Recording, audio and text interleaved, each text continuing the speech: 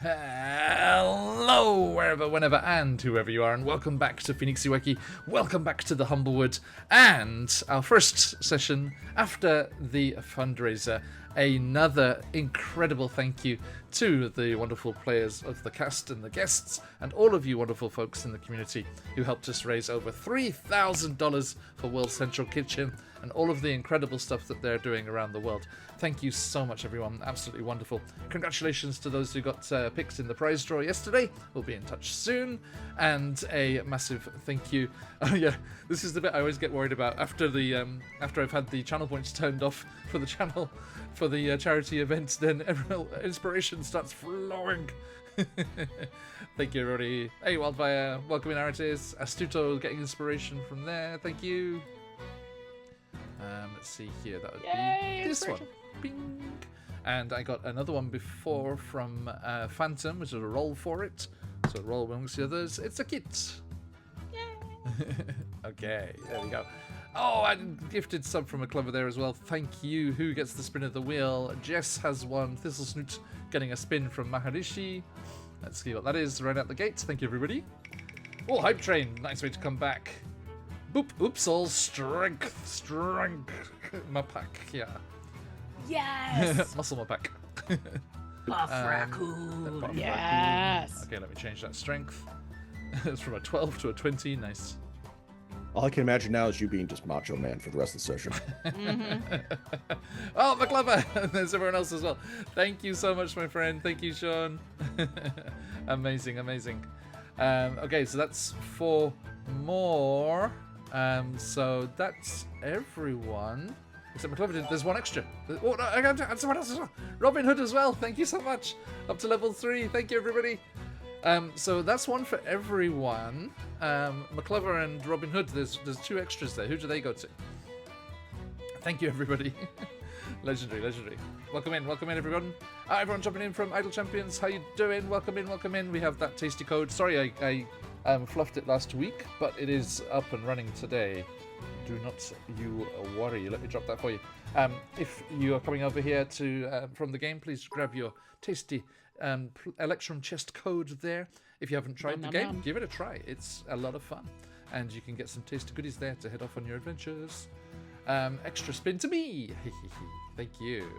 And I'll roll for Robin Hoods. Okay, so I've got an extra one. Jess has had one already, so amongst the other 3, it's kids again. The D6 likes you, kid. Okay, so let's do these spins of the wheel. Astuto has one in the barrel there. Boom. Astuto coming in with a Wild Magic Surge. You'll have to see it. Kid's first one is going to be... Get a trunk. An Advantage Crystal. The only way you can get another Advantage Crystal. So enjoy. Copy that. Oop. And... okay, there we go. That is the official crystal, Advantage Crystal replication sound. Okay, and Muruk coming in with a... What's it gonna be? Wow, Magic says you'll have to see it. And Trunk Buddies! Jess Thistlesnoot coming in with another Advantage Crystal, although you haven't had one yet already, so that's an extra there. Boom. Oop, no, that's I had one already. Mark. Boop, there it is. That's so nice. I had extra advantage. I just got the one there. So Muruk and I are the only ones languishing without crystals, I believe. So anyway, if I missed anything in chat, please give me a shout. It looks like hey, J-Dog, welcome in, everyone. Disadvantage. Hey, Mr. What? What? No. Redeemed inflict disadvantage for you, John. No, Artins, why? Whoever did that, I love you. I mean, it's very pretty. Nice, like the ruby red. Okay. Reigns of our Lord and Savior, Asmodeus. It's all good. It's all good. Okay, now it's from his cane. He's got this ruby top cane. Okay, now. I know. I was just thinking like pretty red, Asmodeus. That was just a sentence I wasn't expecting today. DM brain. Sorry, guys. Thank you very much. Thank you much. And just know that it will not save them. Okay, now as we go into this library episode, I think it's just going to be like on a clerical roll for me of the not the Thistlesnoot type. It's like Roll for library card. Okay. Maruk is not inspired. I know. Tim, in real life, is a very inspired individual, but Maruk is languishing at the moment. I think maybe because he's leaving the forest, leaving the druid safe space, full of deadly cats that try and eat your friends. But it's okay. I'm not a shitty boy. Whoa! 2 people both jumped in on there. Tell you what, Robin, thank you for another sub there. Look at that, all on to level 3 already. Thank you for that hype train, everyone. Hype. Who gets that spin, Robin? Or should I do another roll of it? Maruk, tell you what, first session back out of the fundraiser, you can have 2 there, Maruk, as that was dropped in there at the same time. I love all of you now. Okay. Thank you, everyone. This is the rest of the episode is just rolling and spinning the wheel. And, yeah, yep. Okay, there we go. That's that sorted. And I will roll for that. D4 here. 1, 2, 3, 4. A 1. Astuto. Enjoy a wee spin of the wheel here. Boop. Let's do this again. Hype. Oh, Disney princess. You can speak to regular animals. Oh, that's cool. You can speak because remember there are regular animals in the space. Oh yeah. As well. And you can speak to Capital A and lowercase a animals. Yes. Man, That's weird. everyone told me I was supposed to connect to nature a little bit more, but I was thinking more plants. I wasn't expecting the animals to start talking to me. This is weird. Okay, this is weird. Welcome to the Help. club. Okay, so we have Astuto and Maruk had wild magic surges. Does that mean you can talk to Maruk when he's Absolutely. transformed? Technically, yes. That's amazing. Everyone, Yes. thank you for that hype train. Wow, lovely that's way the to word. start the day. Open up your hype chests. This is new. What is a hype chest? I don't know. Goodbye. Okay. It's Twitch. They're always gamifying something, It right? know, it's wasn't in there. just give us the amounts. Okay, Want to now know I'm the curious now. loot? Open. I got the kitty hype emote. Hell yeah. Like cat kitties? Yeah. It's got headphones on. It's headbanging. It's pretty hype. Okay, right. Thank you, everybody. Absolutely legendary start to the session there. Thank you so much. Wonderful, wonderful people. Okay, now I did get everything right. Okay, so as we jump back into things here, our heroes having left the Elder Heart and the Hydrate. Yes, thank you, Robin. So, as you had left the capital city, the Evertree known as the Elder Heart, and headed off through the forest, the Humblewood itself, into the wild depths of the deep forest, heading towards Astuto's previous place of education, the Avium, the large, potentially the remains of a different Evertree. Is this massive, what's the word I'm looking for, turned into stone? Petrified, there it is. Petrified tree with magical towers and terrariums floating around it, and perch guard outposts and things dotted about. And you, having survived the deep forest despite the attacks of some rather nasty forest prowlers, were able to reach the far end as the sun set across the wood. And looking up, you saw the vast stretches of the Avium in front of you, and a welcoming professor came swooping down the raptor. What was the fellow's name again? Sorry. Where was it? There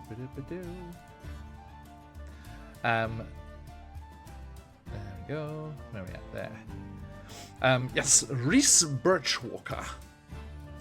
The raptor that came swooping down from one of the perches and openings in the petrified trunk, has landed beside you and welcomes you to the Avium. And that is where we shall rejoin our players today. Right back where we left off.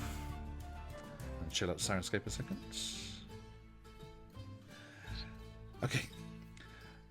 The professor lands softly on the soft ground in front of you, The stretch of open land towards the petrified trunk cleared of any thing that would come right up against and possibly cause problems for all the rotating bits and bobs above the ground level there. The raptor steps forward. Welcome, welcome. We received word from the Elder Hut. You are expected. And turns to you, Astuto, and the expression hardens a little. And they're like, Professor Greyesker is expecting you. Good. And he turns and struts off ahead of you.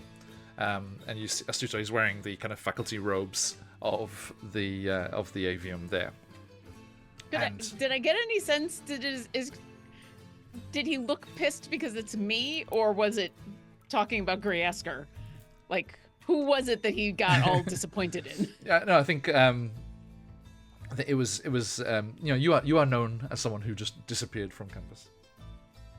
Oh no! The whole idea was to disappear so that nobody would talk about it. But all right. He seems intense. Oh, a lot of the professors here are. I mean, listen, you spend that much time with your nose in a book, doing all kinds of hardcore calculations. When you talk to people, it becomes a lot. Seems like he stores his staff inside of himself. I mean, he came to welcome us, and he's taking us to go talk to Greyesker, so, it's fine. It's all fine. The raptor has stalked ahead of you, safely out of earshot, and is awaiting you over by a large central gate in the trunk of the tree, which appears to be the only entrance into the structure. They withdraw an amulet with the avium's crest on it from the folds of their robes, and they hold it up to the giant wooden double doors. After a small moment, the same symbol etches itself in light across the double doors, and there is a heavy creak as they begin to part and reveal an interior lounge. As your eyes adjust to the light inside, there is a main desk against the far wall, behind which a scribe is busy with a tottering pile of paper. Several chairs and couches are situated around circular tables throughout the room, which is lit comfortably by floating braziers containing magical flames. Portraits of wizened bird folk hang from the walls, each one wearing robes similar to the one of the professor that has let you in. Behind the main desk, you can see the top of a spiral staircase leading down, flanked by a pair of large birdfolk statues. One, which bears the likeness of a corvum, whose portrait hangs on the west wall. And then opposite the staircase, there is a circular platform resting in its own cylindrical alcove. Thank you for the sub, Robin Hood. So many gifted subs today. Thank you so much. And, sorry, let me do another quick roll for that. Oh, I didn't do my own spin either. A 3. Muruk. 1 for you. One for me, what? A spin. Oh, yay. Wild Magic says you love to see it. Again? Double. And me. Wild Magic says you love to see it. Okay. I mean, it makes sense because of where we are. True. Yeah. The wheel's in a bit of a mood today. And that's why the tree died. It's just full of wild magic. They try to keep the students under control, but the amount of times that I saw fireballs in places there shouldn't have been fireballs. Yeah, if I had a nickel, I'd have a lot of nickels. It's why the terrariums are shielded the way they are. It's easy to pass through, but magic can't escape out from the experiments that happen inside. I was going to say it's why the wood is petrified. Yep. Flashbang. Okay. Thank you so much, everyone. So, as you enter in, one of the comfy-looking chairs with its back to you kind of shifts as a figure pushes themselves up out of it and turns, and you see the silver hair and short horns of Professor Greyesker Astuto, your friend from the school of, the forest terranium and all of those pursuits there. curator of the Museum of Fossils and Extinct Plant Life, as well as a associate professor here and one of the main researchers. And new addition to the overlay here, an NPC token for me. Boop. There we am. I'm a Greyeska. Yay! Hey, Professor. It's nice to come and see you and not have to be, like, yoinked with a teleport this time. I apologize, and I'll apologize again, and the next time you bring it up as well. I think that's the last time I'll bring it up, because I got to bring it up in front of my friends. You remember everybody, Marok, Kit, Thistlesnoot? Of course. A pleasure to see you all again, and welcome, the three of you, to the avium. And he spreads his hoofs wide and gestures. I resist the urge to roll my eyes at the... Wow, I can't imagine why they call it the avium. I am one of the few associate professors that is not a birdfolk. To be fair, yes. Although we welcome students from all across the Humblewood, and Everden further afield as well. We have some very interesting exchange students from time to time. Yes. Well, it's good that you're here. Now, I understand you are seeking to research further the dangers that face the Humblewood. Yeah, so we need to try to find as much information as we can about fire elementals, specifically an aspect of fire. And then also, I was thinking, is Professor Ravane still around? Still doing divination stuff? Of course. Okay. I thought maybe talking with him, if it's not too late. I mean, are we bedding down for the night, or we still have some time? I know the library's like open all the time, but it'd be nice to jump on all of this, before the world burns. Why the interest in Ravane? Becoming superstitious in your old age, Astuto? My old age? Jeez. Are you I mean, old? oof. I poke your cheek. The forest. It's me. I like fortune tellers and people who can see the future. It's a druid thing. Just that's all. I see. Just exploring all options. Can I look at the others and be like, are we not? Kind of like in my eyes, not like actually saying it, but kind of being like, are we not talking about it? We're not gonna talk about it?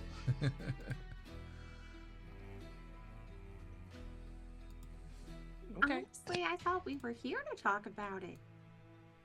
We were too. All I imagine is like, since we're having a silent conversation, the people who have ears, their ears are going off wild. By the way, Astuto, you know that spiral staircase across the way there goes down to the lower library, which is very off limits to most people, mostly just faculty. Students, with the proper access, can go down there during the day, but it's off limits during the night and stuff, of course, outside of school hours. And you have heard rumors that if it is attempted to gain access via the stairway out of hours or without the proper access abilities, those statues animate and try and stop you. It's probably just a student rumor. I mean, maybe, but it's also this place, and it wouldn't surprise me if that was actually a thing that happened. True. Oh, but it's such a pretty plot hook. I just want to yank on it. It's like dangle threads. I mean, unfortunately, we're allowed to be here, right? So I don't know how much of the sneaking around we need to do, but True. The fun of it. Also, you're saying about the nature of the place. There are ancient wards and spells that wayward students occasionally stumble across. So yeah, like what time of day is it, and do I get a sense that everybody needs like a rest before we jump into things? Oh, it's at the end of the day. Like I said, this is the final day of travel as you get out of the forest and arrived at the avium. But it does seem that Greyeska wants to introduce you to the dean as you've arrived. Okay. as Maruk talks about being a druid and doing druid things and kind of covering up the whole why we maybe want to talk really to the professor of divination, Astuto's gonna say, all right, yeah, let's get the formalities out of the way, and then we'll bed down and get an early start, because we've been doing a lot of walking, and now we have to do a lot of reading, and I'm gonna need all the coffee. It is a long journey. So I say thank you for being teleported across the room.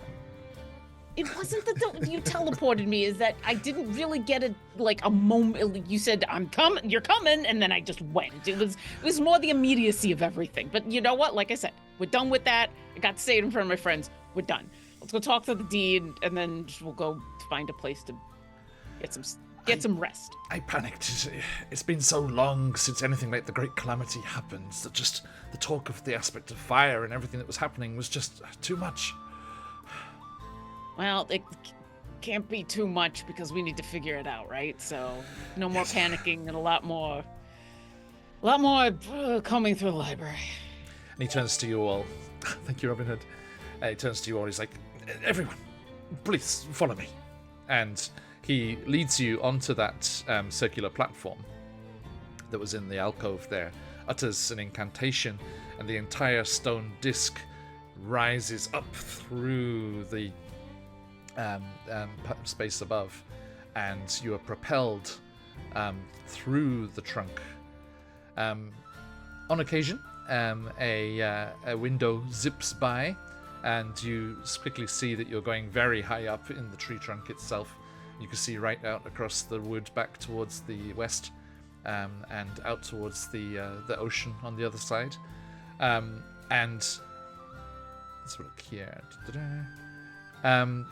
It stops about halfway up, even though you have got a good distance up above the trees. And as the opening comes aligned with the platform, you see beyond it a busy atrium.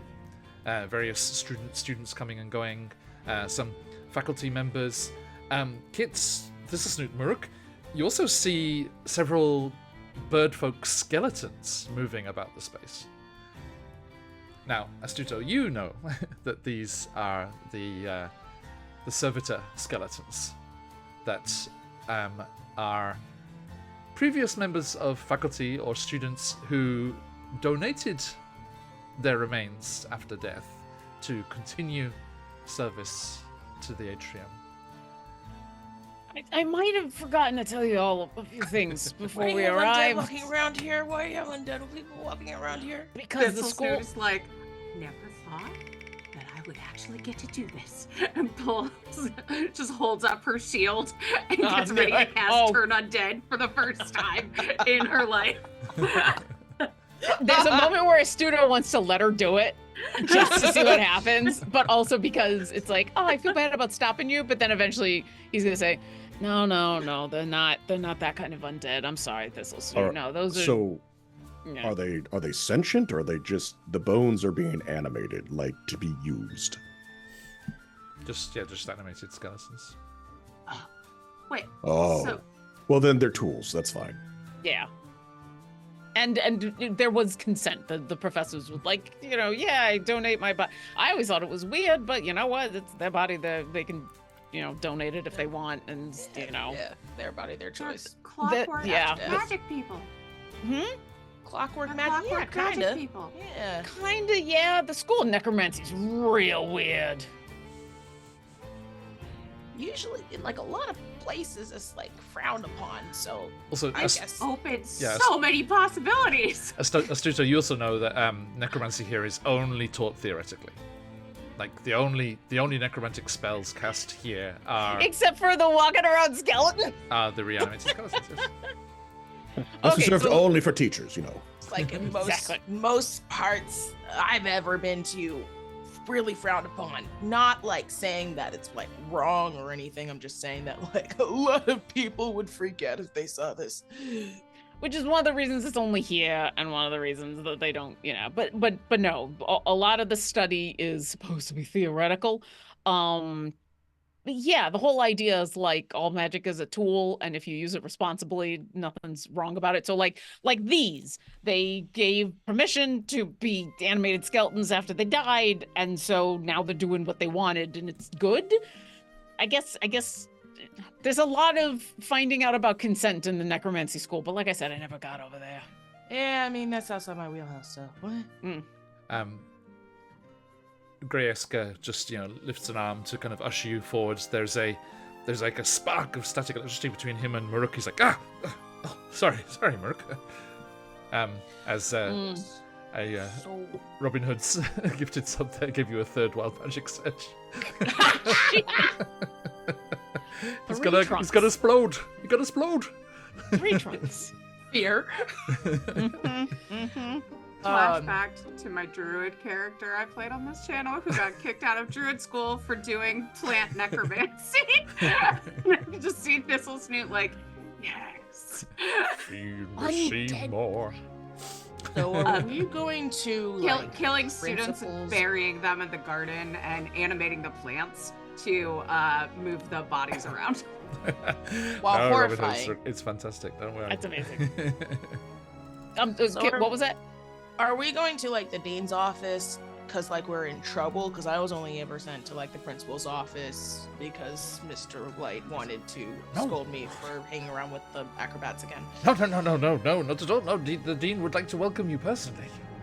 Welcome. Oh yeah, we're invited, not being sent We're not to. getting admitted into school, right? Because I'm not. No, No. I mean, if you want to stay and do the studying thing, I'm not going to say no. It's not like there aren't good people here, but no, we are just I'm more of a here. hands-on learner. Yeah. Me too, right?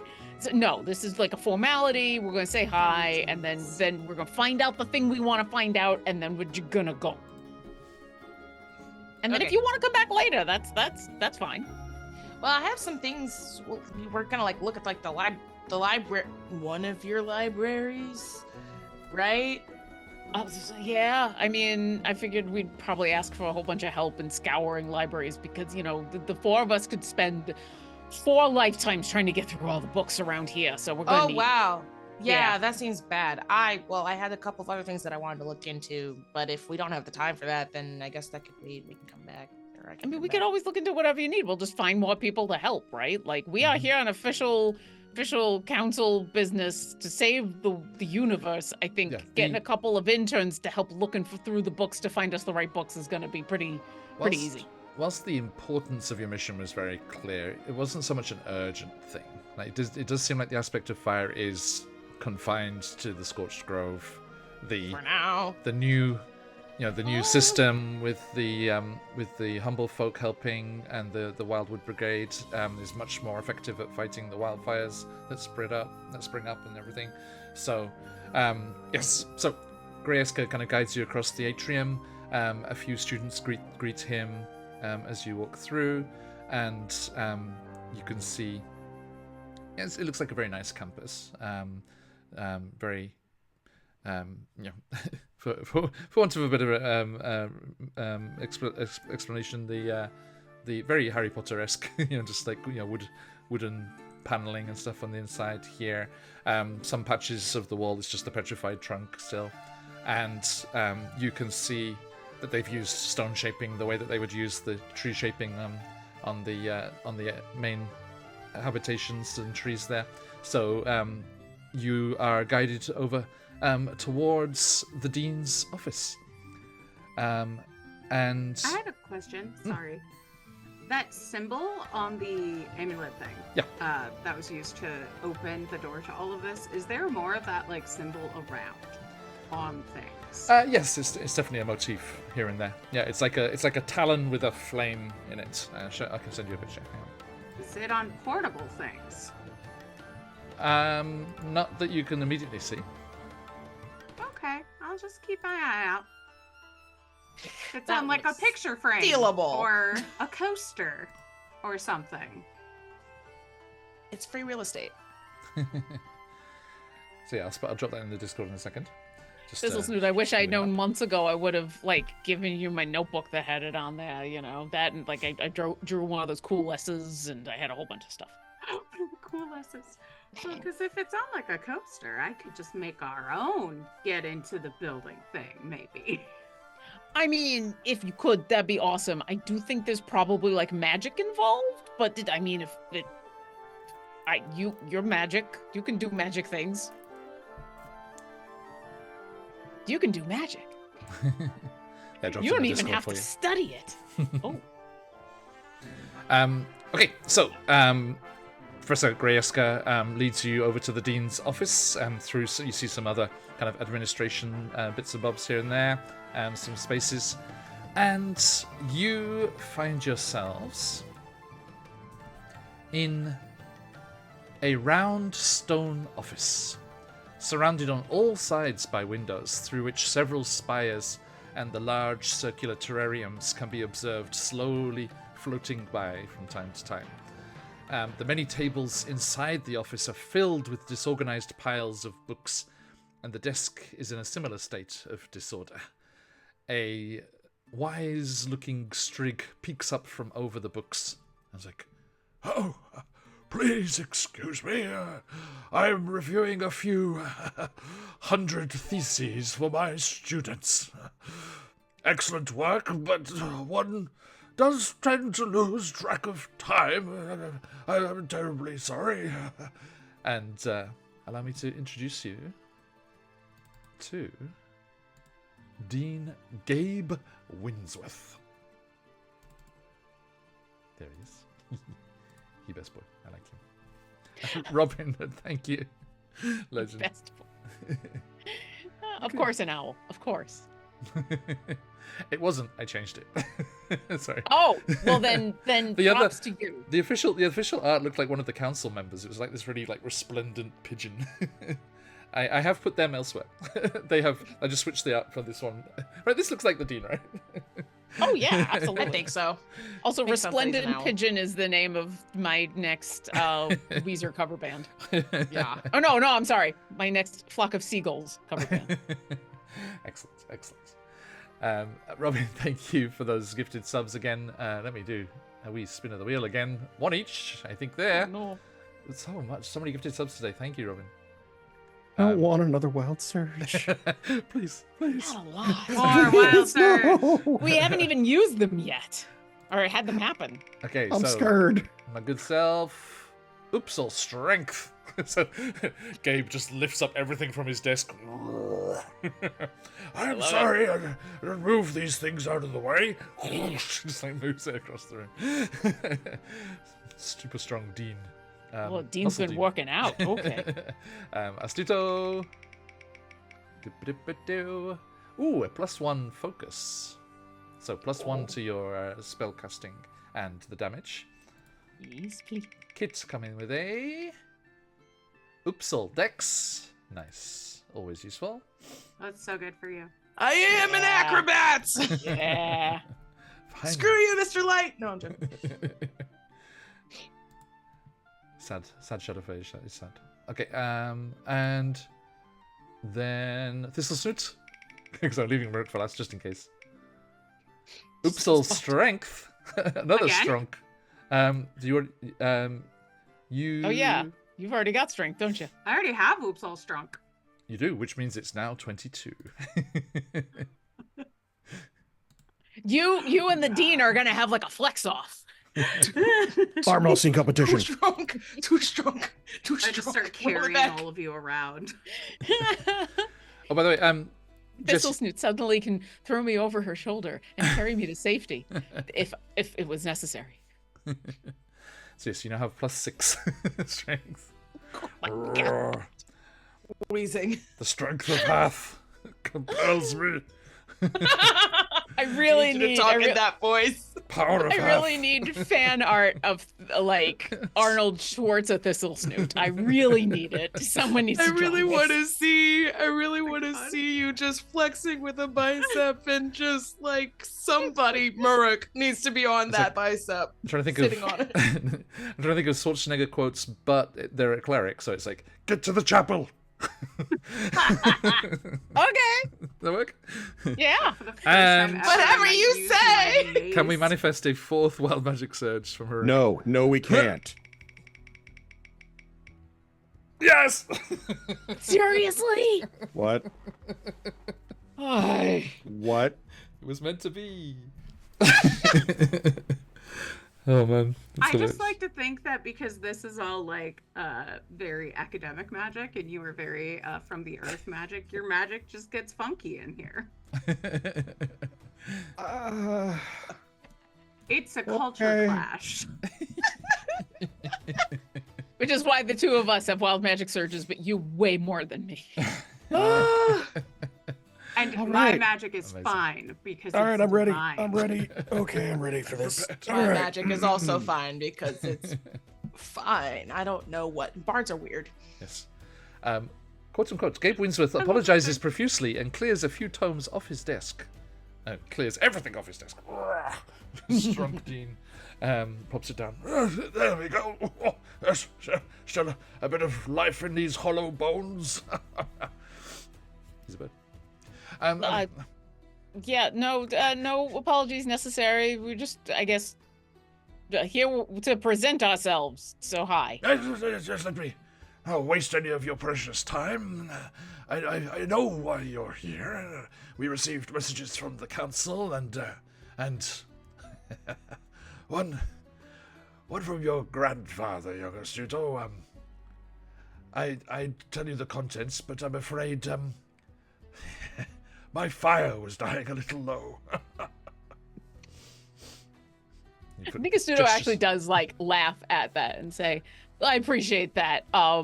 I have a feeling I know what was probably in there, and you know what? It was probably only kindling anyway. He comes over and puts a wing like heavily on your shoulder. Like, ooh. Like, go down there, like slams you. He's like, Young Astuto, I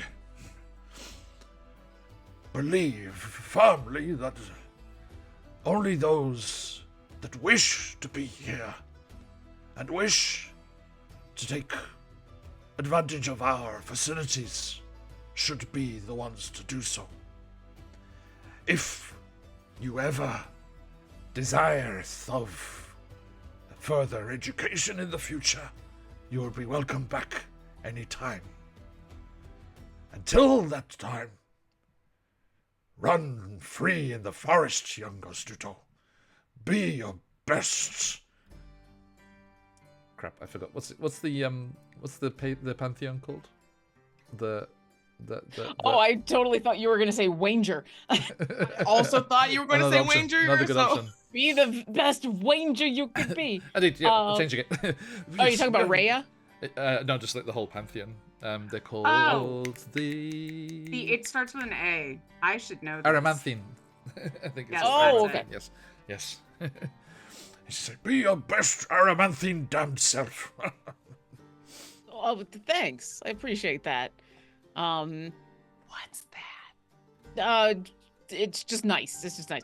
Anyway, Maruk, Kit, Thistle Snoot, Maruk, the awesome, amazing tender druid, cook, everything. Kit, from a really far away place, really amazing bard, as super talky. Thistle Snoot, who could make anything and is like the Sorry. best person to come from the all the people who make the things, the artificer people. I misheard bard. I think he's a really amazing bod. I know. I said bard. I was going to be like, I got all decks, but thank you.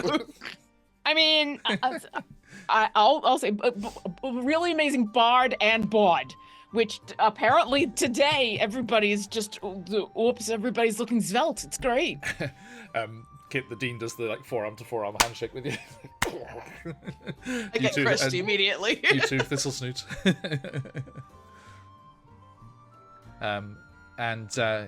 He says, Look, we will avail our resources and the libraries to all of you, but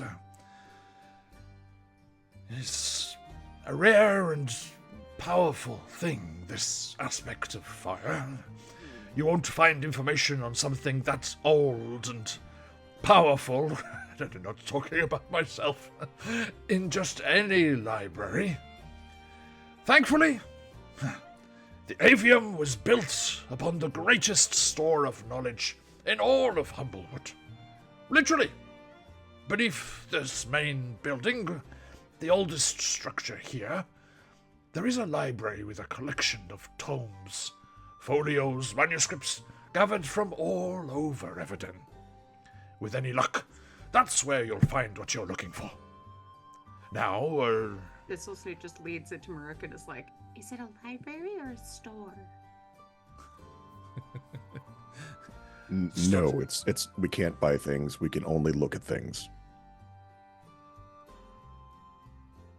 I'm afraid so. Yes, many dangerous, dangerous things there. You do not want to mess around with them or remove any of them. So is that the reason your tree died and became petrified? The histories of the avium are a long and fascinating story, but perhaps for another time. Yes. Now, I want you to give a disclaimer. Some of the tomes in the lower library are a little, deadly. But worry not, our librarians are experts, and they will help point you in the right direction while steering you clear of the more, advanced materials. Are they gonna like kill us with a paper cut or? You'll be fine. You'll be fine. Now, I think Astudo's a really good reader. I bet Astudo could handle the advanced material.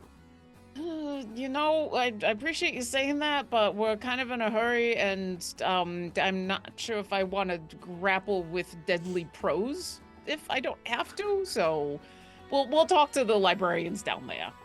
Yes. And he turns to you, Astuto, and he's like, Yes. Mordain. You remember Mordain Swiftgale? They are still in charge down there.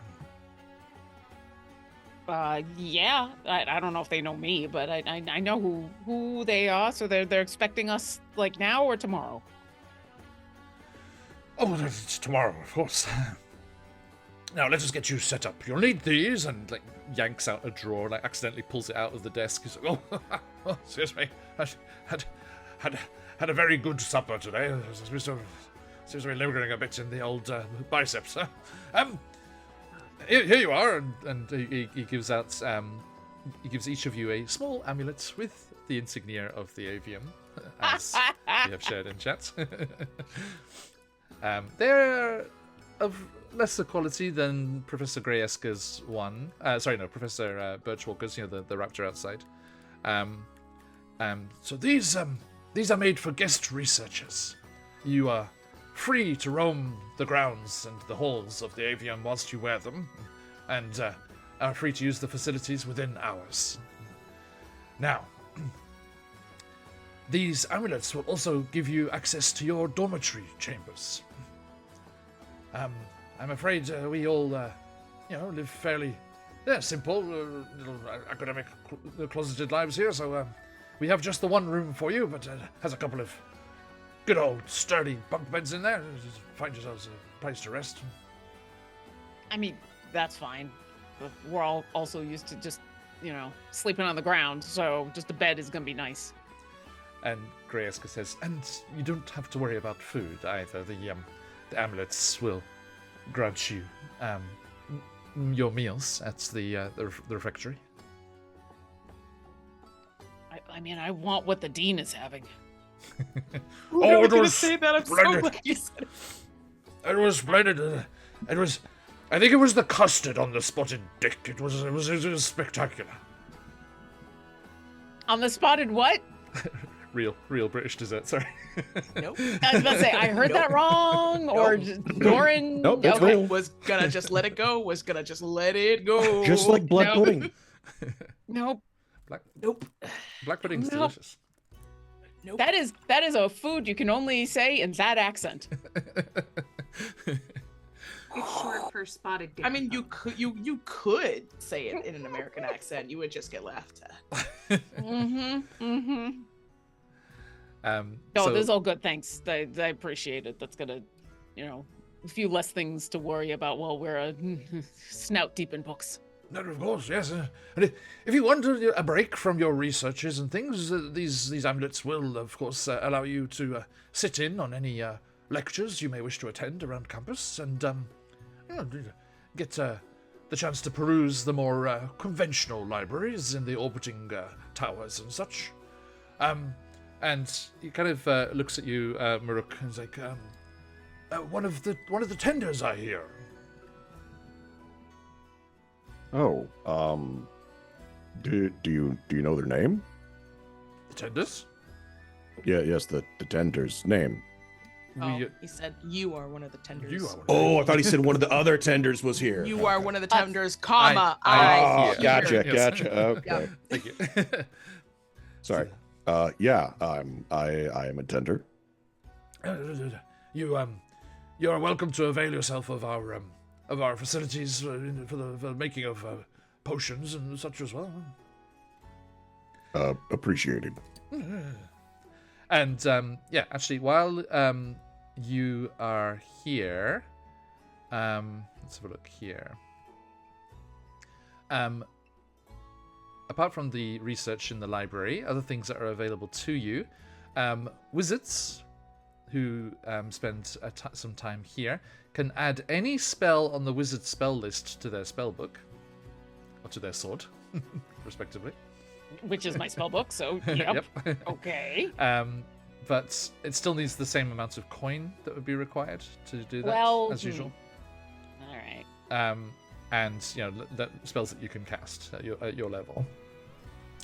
We have our new Book of Ebon Tides spells in D&D Beyond now. There's some fun Cobalt Press spells in there. Also, classes like kits, right? You can only change your spells on a level up, right? Yes. Here, whilst you're here at the Very Avium, if you spend a full day studying and practicing, you can swap any spell. You can swap one spell on your list. Oh, just one? Yeah, sorry. So good. So good. Per day, so you can do more if you want. What the dean's talking about here, Muruk, any character proficient with a herbalism kit can avail themselves of the campus potions laboratory, which stocks reagents needed for potion making. Creating a potion can be done for the normal cost, which is half of what it's worth, and so that covers the expenses with growing all the magical herbs. But it only takes 1 day to make it, as opposed to a bunch of them take a very long time to make. Nice. That's so cool.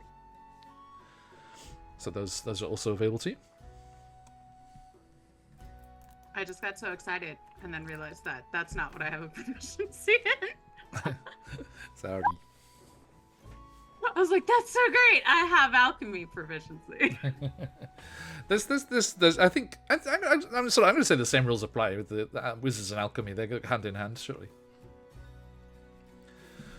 So same, yeah. You can create poisons and the like as well.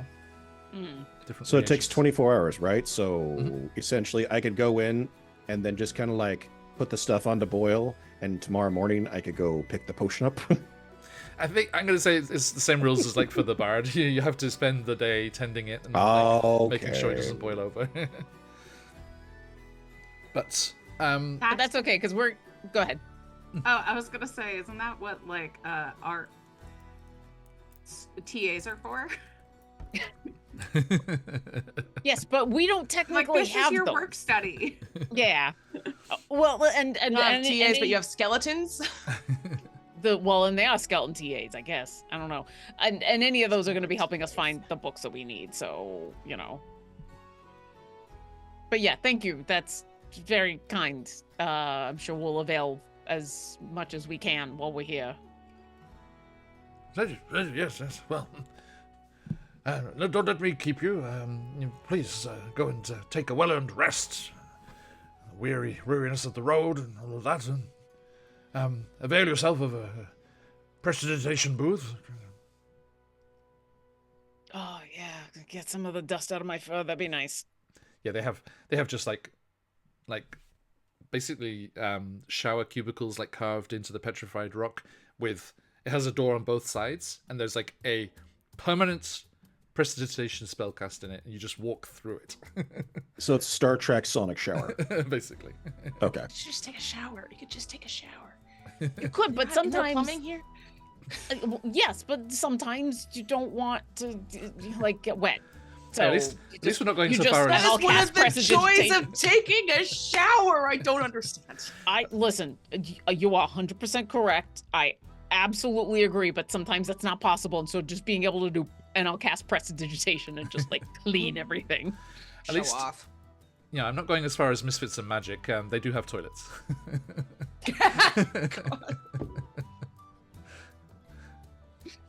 Listen, we have all the wonders of magic. The indoor plumbing should be pretty easy, right?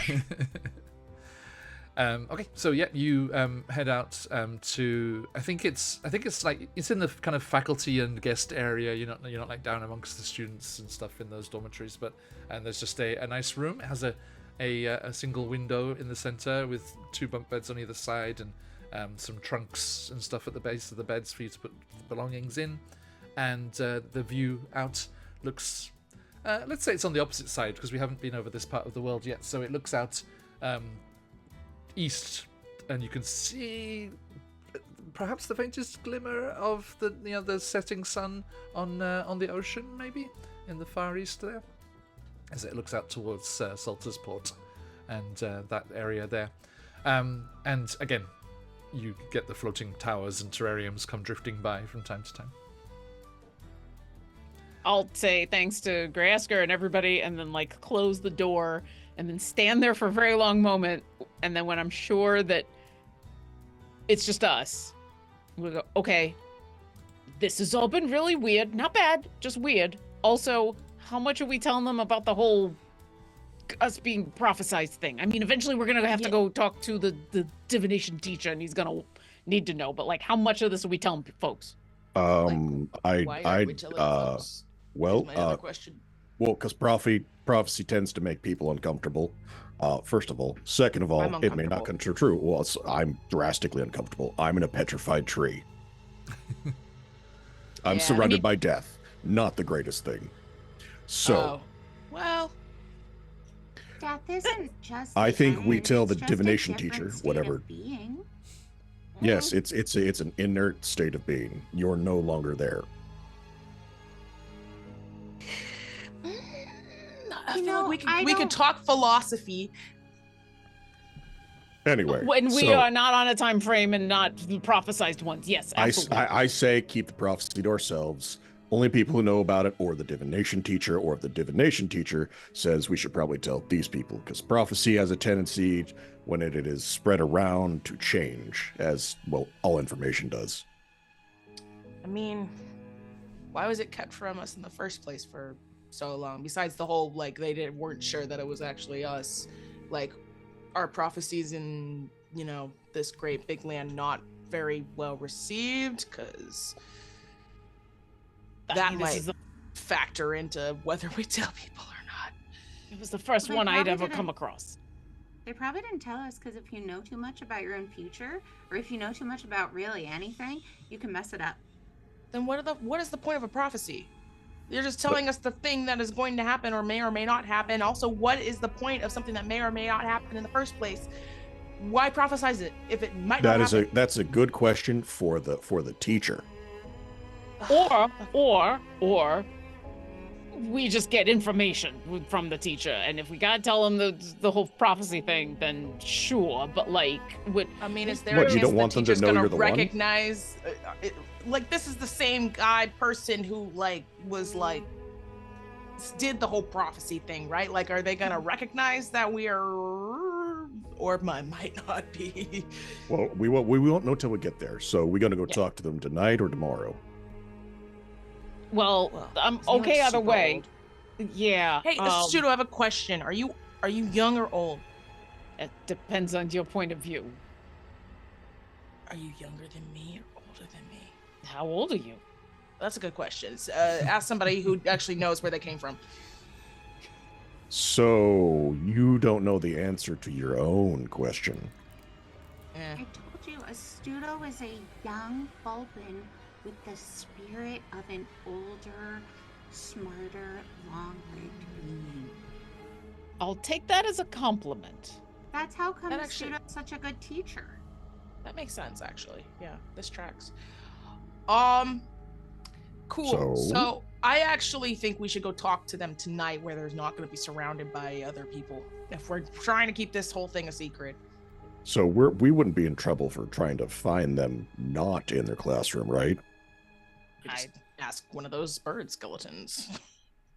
If the bird skeleton responds to you, then there's something wrong, and then Thistle Snoot can do the and get rid of them because they shouldn't answer. But to Marok's point, no. I mean, unless we're going somewhere that's very obvious we're not supposed to be, no. I mean, we'll start with his classroom. He might still be there. Some teachers, they have weird hours. They keep weird hours. So you might be there, or like, someone might know where he's gone off to. It's not like, All right, well, then let's track them down or get a guide to take us or whatever. Dungeon Master. Hello. Would I know how to get to the divination teachers? Of course, yeah. There. Okay. Yep, there is a divination lab. Okay. I remember you saying that it's cool. The classroom was considered cool. That's what I've written down. Well, I can get us cold or I can get us serious question. to his classroom. I took it as like fun, but I might be wrong. Maybe we're about to walk into a nice paradise. I don't know. I know where his classroom is. Let's start there, and branch out. And I didn't just say that in a petrified tree. I'm so sorry. It's okay, I'm used to druid jokes. I didn't even mean that. Oy. That's okay. He's kind. And so yeah, I'll lead everybody to wherever it is that we gotta go, and just kind of purposefully walk and hope that we don't get waylaid by somebody. Less that we're doing anything wrong, and more Astuto just doesn't want to accidentally be recognized by someone who then has 3 billion questions. Like, he's just looking to get there. Yeah. Oh. You lead your friends through the levels and stairways here. It's evening, so things are kind of winding down, and it's fairly chill and subdued. There are little clusters of students like doing some study stuff together in like the communal spaces, a mixture of humble folk and bird folk alike. And does Astuto miss any of this, like the social side of it, rather than the classes? I think now, with a little bit of time and not feeling trapped here, it's not that he misses it, but there's like a little bit of a wistful, if only I really actually wanted to be here. This place is kind of cool.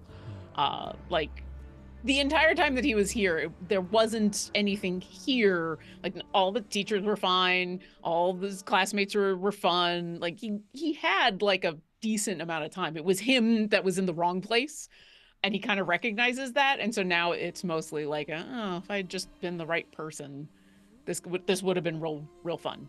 So yeah.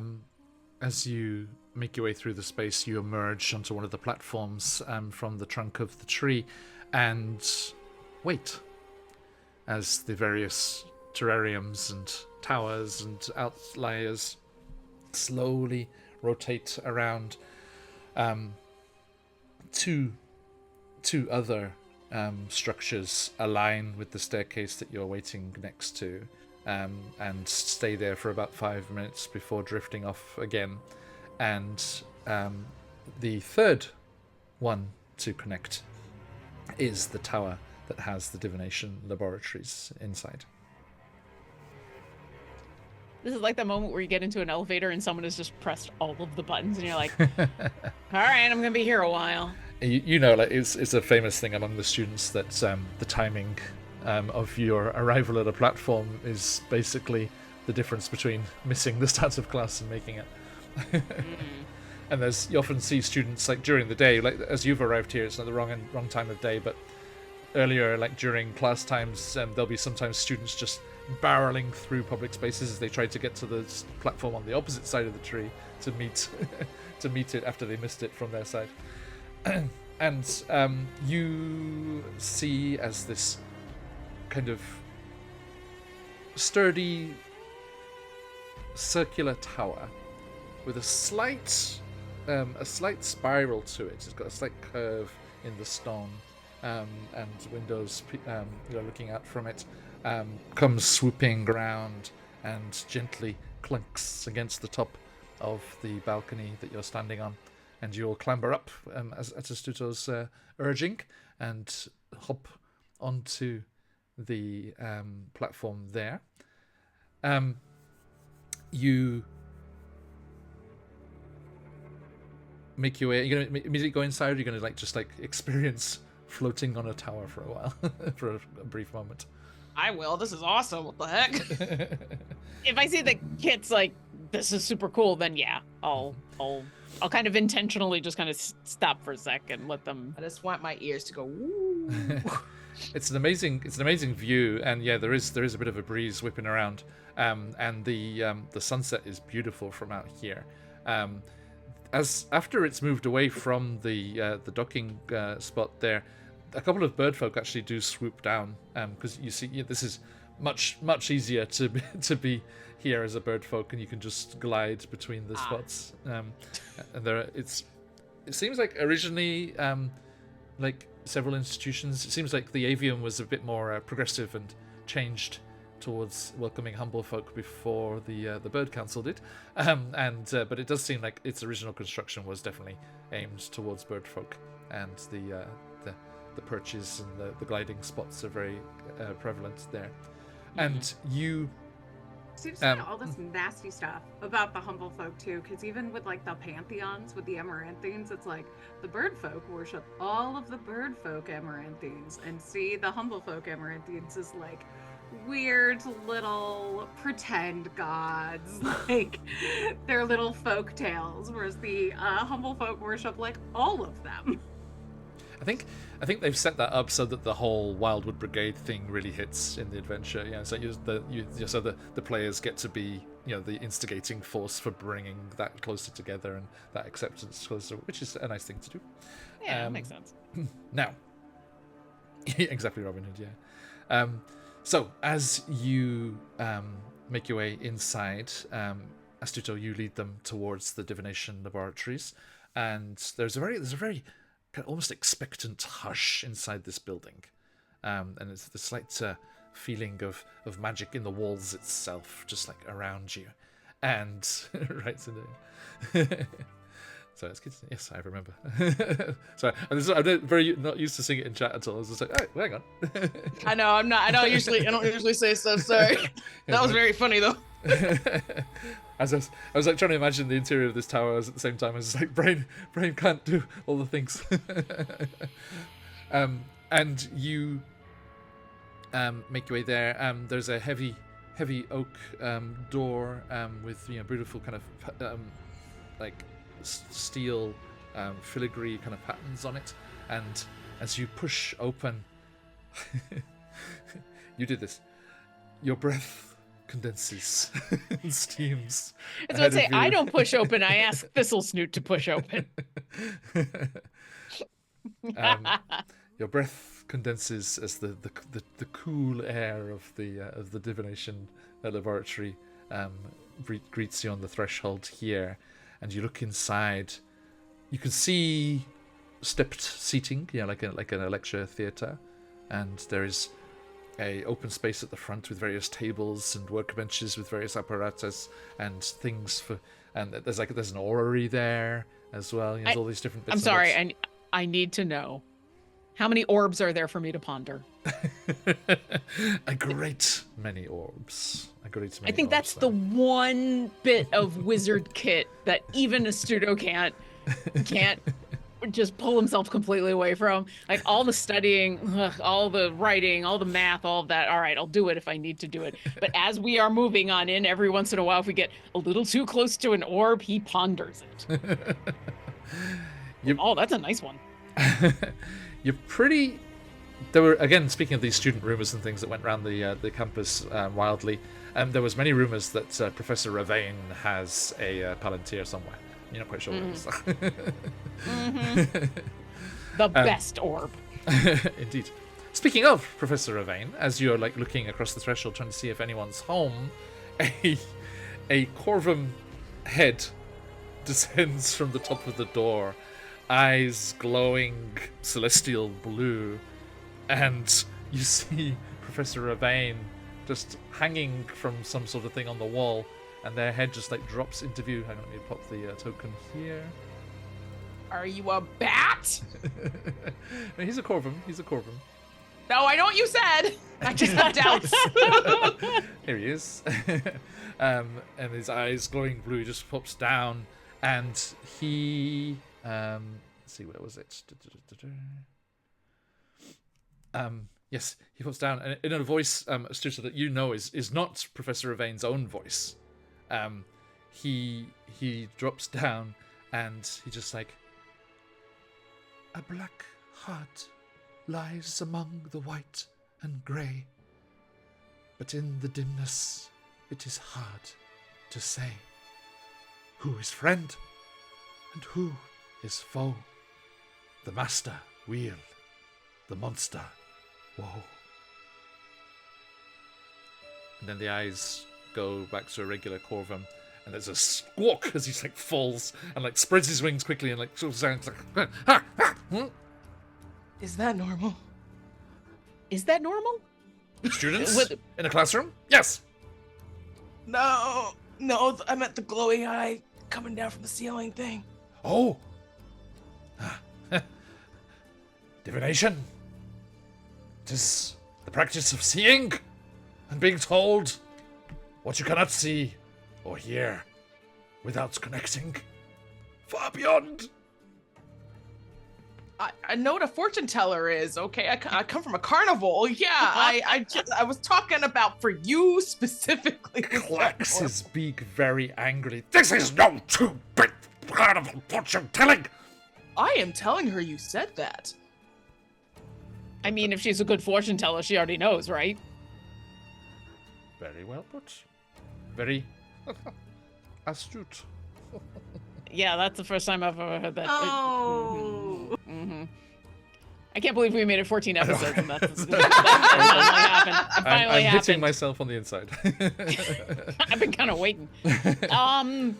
Okay, so were you like warned we were coming? Did you see it, or do you remember me? Because I don't know if I was in one of your classes. I kind of didn't make it that far. I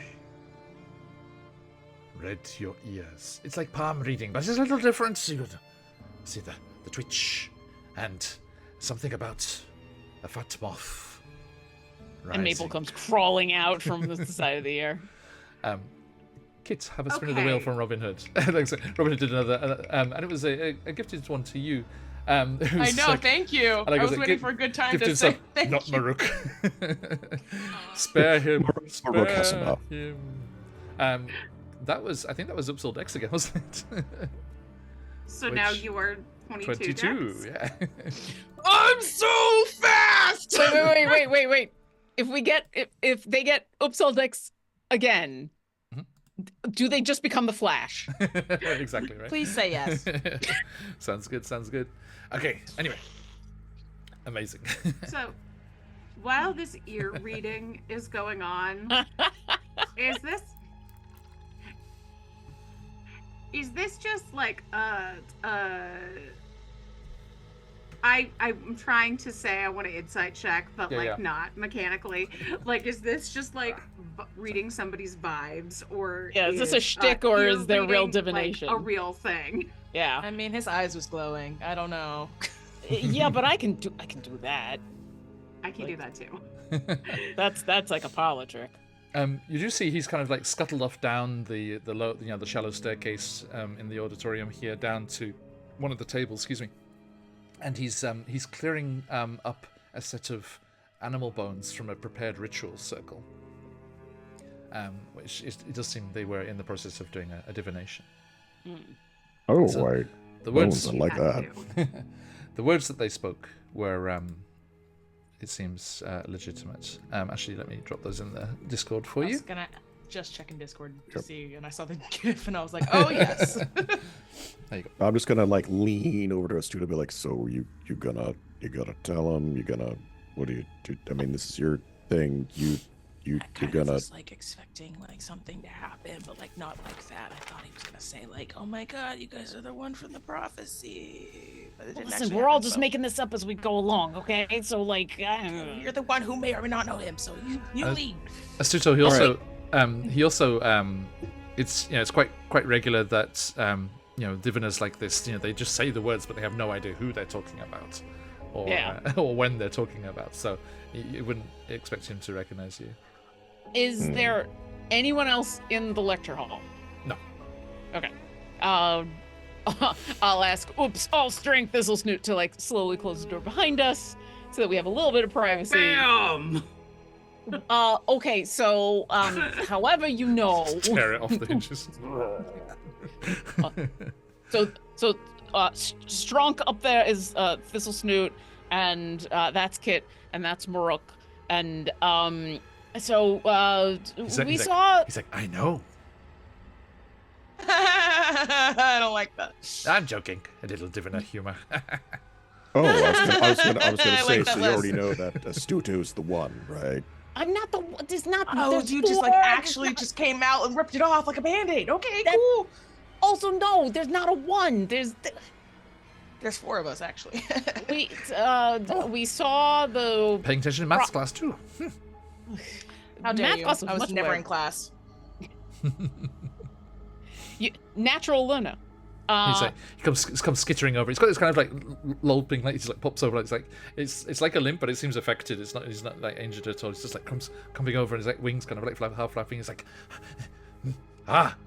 yeah, street smarts. Circus, carnival, but yes, sure. The circus. I heard one visited across the other side of the wood. I was. Yes, I have questions about that, but later. I mean, or let's, if you want to focus on that for a second. No, I because- feel like your thing is a little more important. I mean, we could just like ask, hey, if you can see the future, where is the Witch Lake Carnival going to be soon next? Maruk! Oh, sorry. Good lord. Sorry. I did that wide-eyed snake emote, and it just like zoomed in on Maruk's head on the character art. It was like I was like no, and then just faded out just before it got to the head. Sorry. That's extremely funny. I wanted So- to witness that. It was lined up so perfectly. I'm sorry. Where's the Witch Lake Carnival? Baruch is getting eaten by a snake. That's what I thought was happening. That's the future. I know. That's what I was like. Oh shit. It's like, well, I know what's gonna happen to my character. And then he looks carefully. He's like, no, that's already happened. Huh. Yeah. And it seems like he was having flashes of the ash snakes. Let's say. Yes. let's explain that emote incident by in-game real-world things. I'm sorry, that was very funny. Lauren's dying.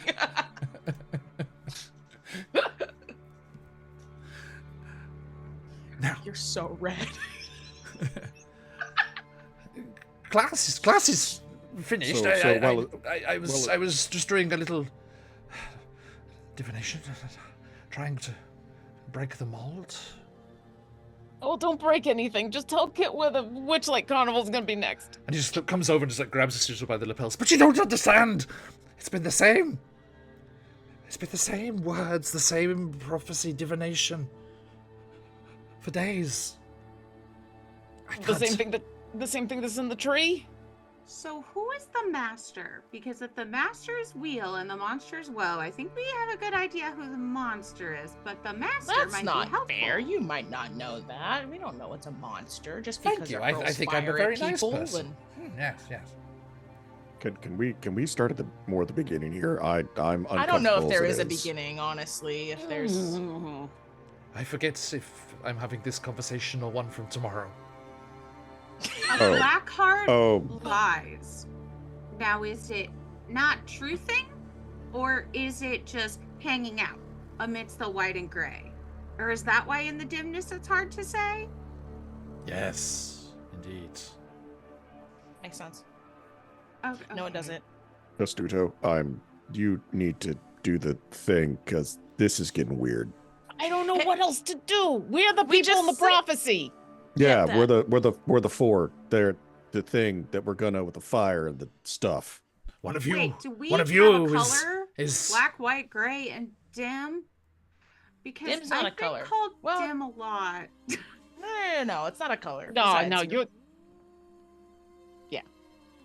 You are not you're dim. not dim. Yeah. I mean, that's okay. That's when half shows you the way is in the twilight. So dimness different kind of isn't dim. bad. No, different kind of dim. Did you come to ask something or just? What is up with the prophecy you put in the freaking tree, man? We're What's here in to the tree? try to figure out what's going on with the aspect of fire, and then we were shown your prophecy, and apparently we're the four.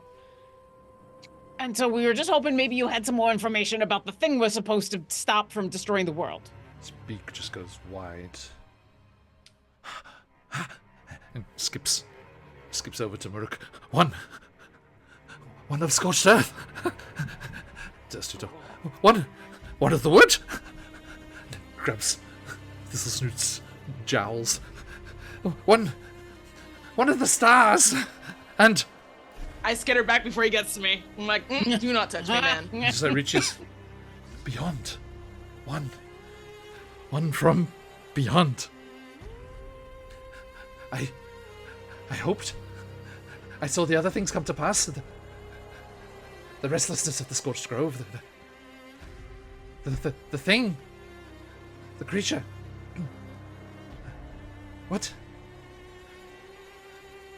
What is it you seek? What is it that we can do? How can we help?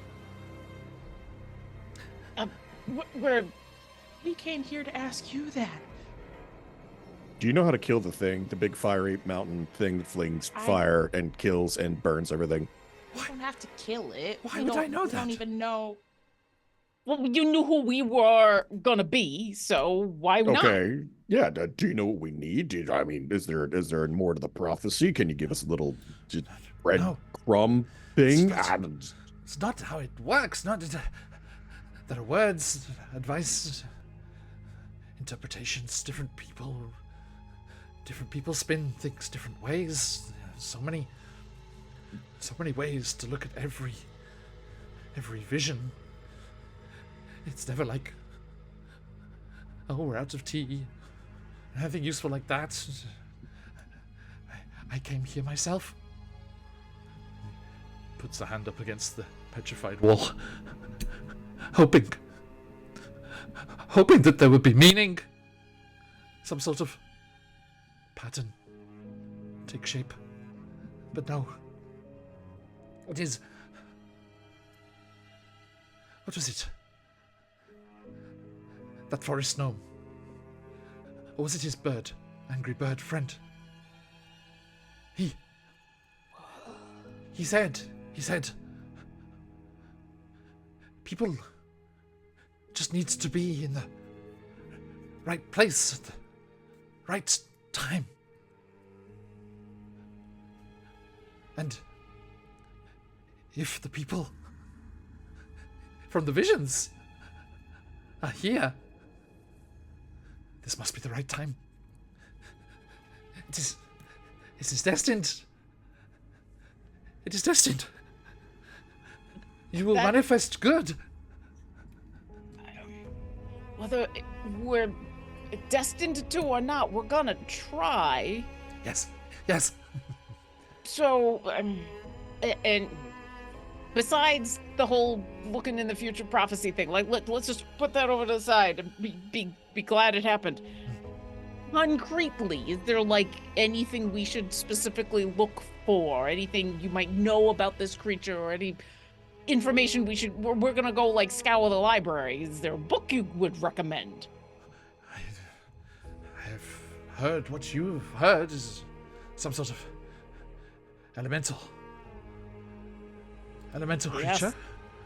Yeah, the size of a mountain. It is connected to the Scorched Grove. Must have some ties to the Great Calamity, perhaps?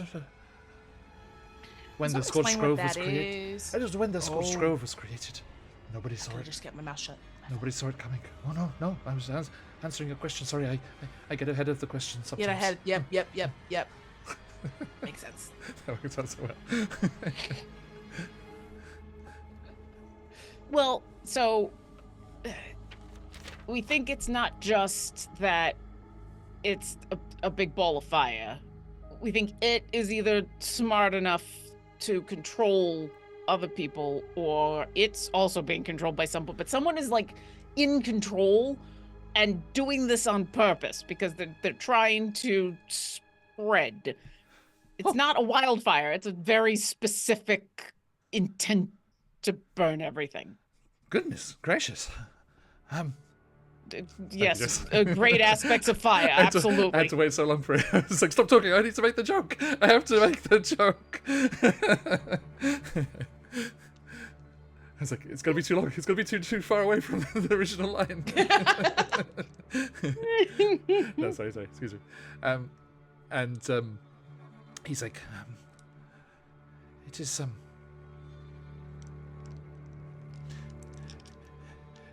it is only what I have seen, what I've seen as possibility. But you're here. Right place, right time, I hope. But with everything that's here, there's so much knowledge, so much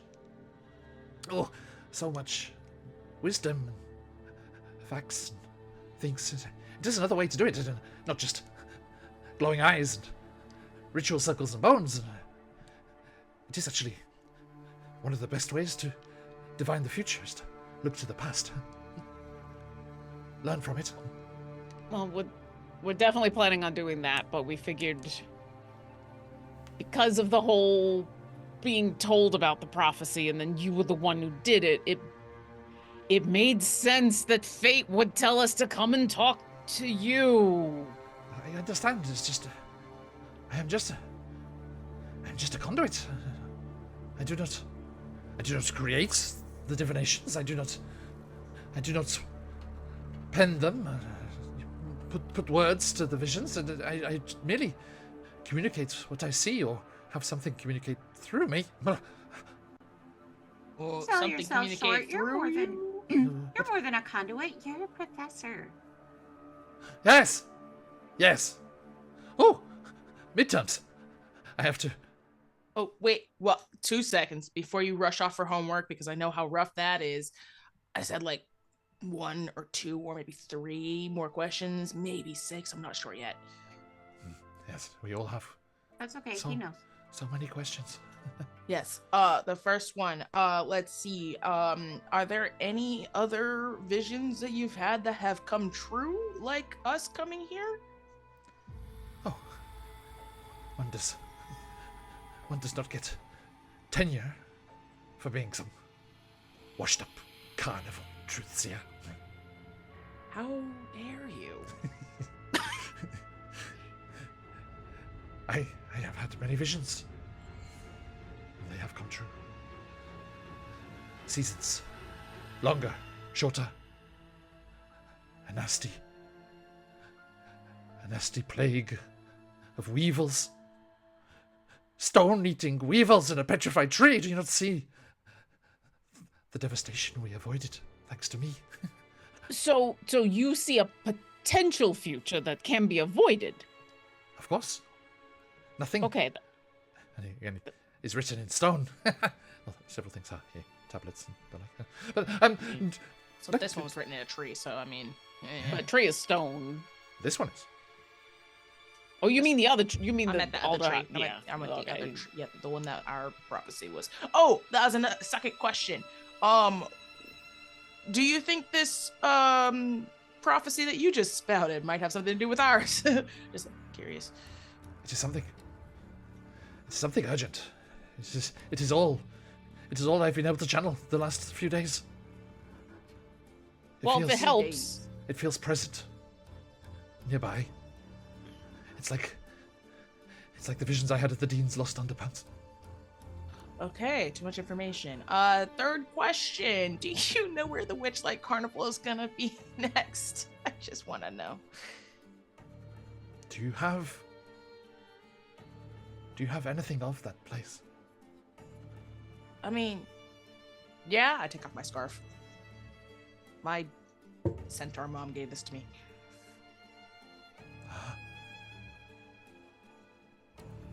Clopping. Trotting, clopping. Yes. Yes. That is typically what centaurs do, yes.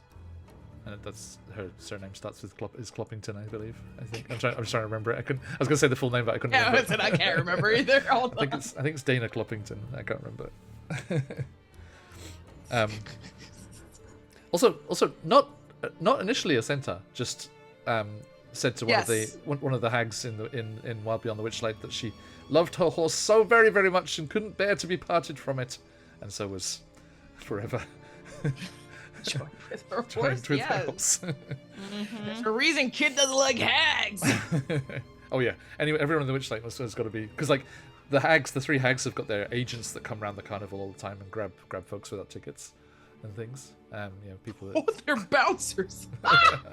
they steal them off to the Feywild. Also, probably the first time Kit saw an actual centaur. I wonder if that was just like, wow, these hags have been everywhere.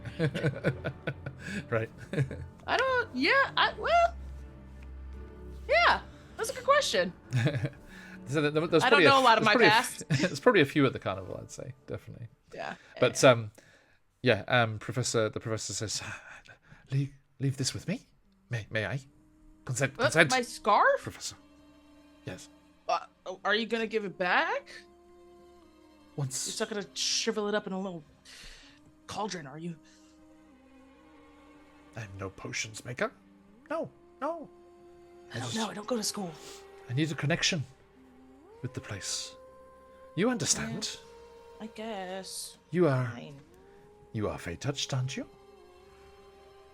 Is that what it's called? Yes. Here. And he seems to be able to sense what Silbierson puts up on you. Well, the fact that I sparkle now. If you have the eyes to see it with.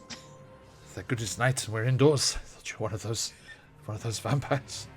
Put that thing away. You just gestured to all of me.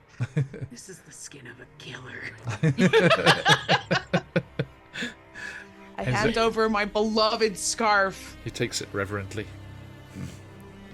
Much traveled, much storied. I will see.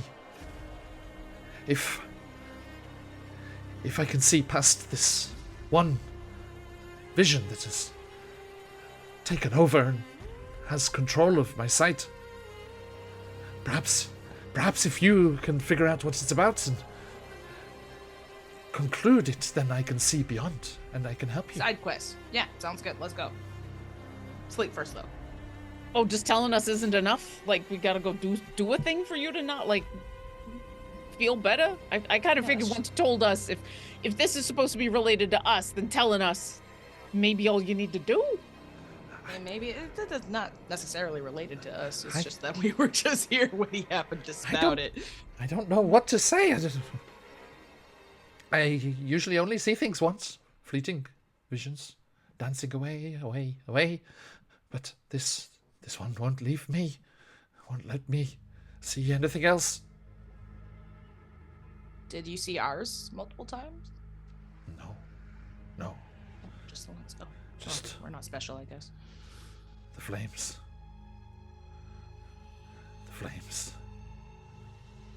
And death. Now, to sleep.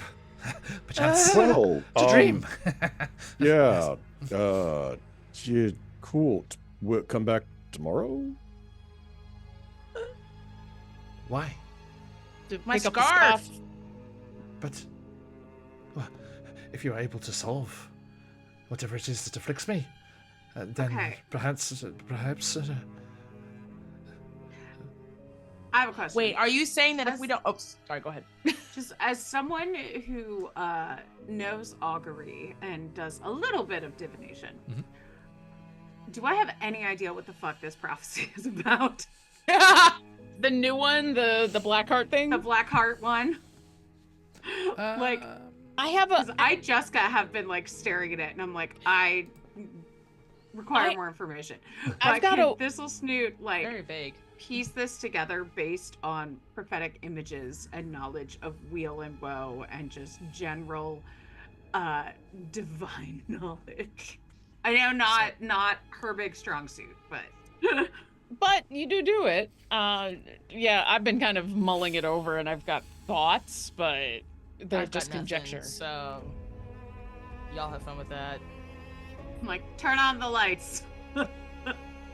I feel like so in this moment, as Thistle Snoot is like thinking about doing an augury or whatever. Okay, all right. It's a So black and white cookie, and you need to turn the lights on. oh, I love those cookies. They're so good. I haven't had one forever. Okay, but later. You know they have those. They'll have them at the cafeteria. They make those every once in a while. So okay, you know how we thought there's someone in charge, like directing all the fires and stuff, and we don't know if it's the big mountain of fire or if there's something else going on. What if this is confirmation that something else is going on? So like the beginning part I'm unsure of, but the whole idea of who is friend and who is foe, the master wheel, the monster woe. Kit, if you know, Whoa, a monster. well, if I know, once again, I haven't done sorry, I haven't done a divination. So like wheel is can be a positive and woe is a negative, but what if we're thinking about it the wrong way, in where it's confirmation there's something else controlling the monster, and the monster is not even the one in charge, and if we find the actual black heart in the thing, we can break their hold, and the monster will go back to wherever it came from. The heart That makes black sense. because it's burnt. Well, that makes sense too. Heart can mean anything. If I know anything about prophecies from carnivals, it has multiple interpretations. So, I mean, it A could heart be could like be- a physical heart. It could be affection. It could be someone's name is heart. It could just a black heart could just be somebody who's wait a kind of minute. goth. Wait. Thistle Snoot, Could give be me an object. give me an insight It check. could be just the center. An insight check. Mm-hmm. Okay. May I guide myself? Of course. Thank you. Wow. I don't even know if I needed to do it, but I'm gonna anyway. Might as well. Yeah. Always pump that 22. number. Ooh. 22. Nice. You start pondering the words, and Professor Ravane says, I do not know exactly the meaning myself. I was thinking maybe the urgency of it, the persistence. It feels like it's something on campus here. A threat from a student? Perhaps a faculty member? I don't know. Oh, nah. I don't know. We're don't gonna know. have to. But I'm gonna cast right now. Detect magic. Detect magic. Yeah, I will also In cast the detect magic school. you. But I'm looking specifically for that spark that shows that Oh, someone the is spark, okay. infected. You don't. I was like, what you are don't you trying to sense. find? You don't sense any spark. I think there's a lingering, like, little aspect of Thistle Snoots, but it's dormant. Okay. There's nothing on Ravane. You detect a whole bunch of divination magic in the room from various items. That makes sense. Yeah. And Oh, that's the first time I cast that. Oh, my eyes. yeah. Oh wow, Kit, you're really good at that. But this is note for your own part with that good insight roll there. The wording of the final sentence there, the master wheel, the monster woe, suggests that the master of the monster, right? If it's to be read that way, the master of the monster perhaps has good intentions, but then the monster being woe potentially leads or points to a lack of control, a loss of control, Okay. or unforeseen results things like that. So maybe whoever's controlling the monster or a separate monster in this school, I had good reasons, but you know what they say about good reasons. There's a reason for every season, and sometimes the wind's a breezin', and we don't have time, so it's time to go and stop farting around, Thistlesnooth. I'm not sure that's how that goes, but it sounds right. So I don't know enough to say not. So, Dungeon Master. Hello. You said that all the professors and the students here, there's a uniform that they wear. Mhm. What colors are they? It's a kind of going undercover students. deep plum with a very dark forest green trim. I love Nice. that color scheme. Thank you. 100% agree. I just I tried, I'm like, those are my colors. Just hoping for a black heart in there somewhere. no, I was hoping for they're the professors are in white and the students are in gray, Ah. I see. and then no. I'm failing miserably at this whole thing. Yes, I'm the like, avium, what the fr- the avium doesn't have houses or anything like that, so well, but like just a general uniform kind of Not thing, English. Yeah. Okay, then never mind. good idea. All right. Good idea. Well, Kit, I guess you and we're gonna have to be keeping our magical eyes out for any of those sparks that show up, because if the books are gonna give us any information, they're flammable. Oh, yeah, that's a good point. Probably a lot of history and knowledge here. Oh man, would be really bad if this place went up. Mhm. Oh boy. Cool. Do you want to do that now? Cause kind of seems irresponsible to go to bed. So There's uh, just I- the sca- I got to say something. I have a phone call I have to make right now, which is very important. Okay. And that means I'll probably be disappearing for the rest of the session. Sorry, just Oh, I just got the text. Okay. So, Can you leave Nope, your life can you leave your camera? happens. oh yeah, I'll leave my camera on. Okay, cool. I just want to let you know that I might be gone for the rest of the session because of it. No problem. Hey, So if I'm Yeah, not, buddy. I'll be back. If anything, enjoy the rest of the game. Sorry, everybody at home. I gotta go. Whatever you need, man. Go. Whatever you need. Go do what you All right. gotta I do. carry you. Good luck, buddy. Okay. So as So we're concerned about people, but nobody at the moment is going to be down in the library. I love it. I love that he's matched it with the microphone. mic, yeah. That's the best part of it. That's amazing. That's amazing. So I mean, He's so talented. I'll look over at Ravane. Would there be anybody down in the really important library now, or are they all gone for the day? too late. Off limits. Okay, yeah, off Listen. limits, but that doesn't mean that there aren't normally people there. Like, Or people who shouldn't be Mordain- there. People who shouldn't be there, or people who like Mordain. Would they be there anyway? Mordain. So that's the library. That was the librarian, right? That's that's what I got. Perhaps potentially, if they're not finished for the day. Can you take us, Professor?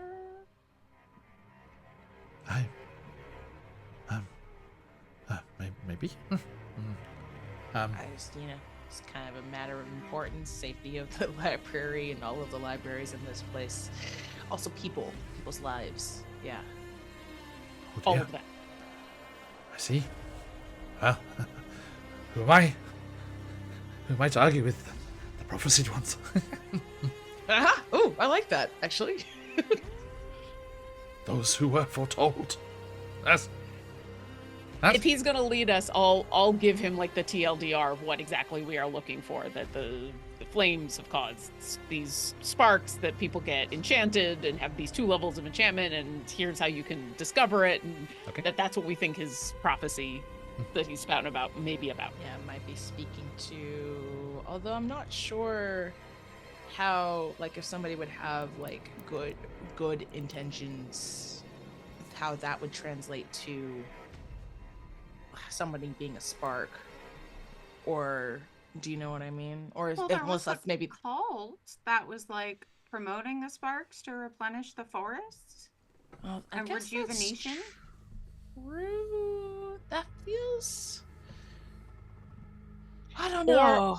Or if the master means the person who has been infected, and the monster is the It's infection. just fire. Yeah, that makes Or sense. that specific spark. So, you know, because like Thistlesnoot, you didn't know you were infected until suddenly you were trying to set us all on fire, right?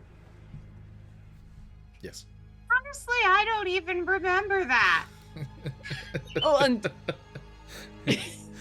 I realized in the middle of that question, I'm like, oh, this is gonna be awkward. Clifford was the same way. Like, Clifford Just had as no away that idea. session, people at home. Yeah. Like Professor Ravain's It's like, like it never happened to out of me.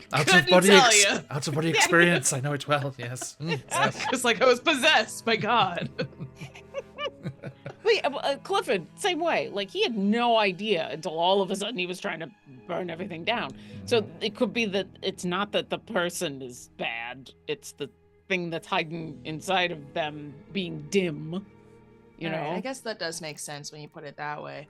Maybe. I mean, I've been wrong several times before, so, you know, It's better grain of safe salt. than sorry. I mean, you're right. This place is full of knowledge and information, not just, you know, stuff that we need, but like for the greater good. Yeah. So That's true. That does sound very viable. You know that in the dimness it's hard to say because the fog that's over them when they don't know they're sparks. Yeah, I like that. oh, you like Listen. that. Okay. We go down there and we just take a quick magical look at everybody, and maybe everybody's okay, and then we go to sleep, and then we start in the morning, and once again we just keep our magical eyes and ears open. And yeah, we should probably tell everybody about what this is, because you and I are not the only people who can cast this spell, and I think everybody should be doing this. Yeah, and we can catch it ritualistically. Wait, no, that didn't make any That was sense. good. Ritually? Spot on. That's you made perfect sense. Yeah. Well, ritualistic is different than ritually.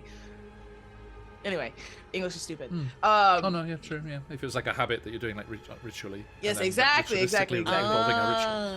Yeah. Yes, exactly. So, anyway, point being, it's not something that would cost too much energy if we just staggered.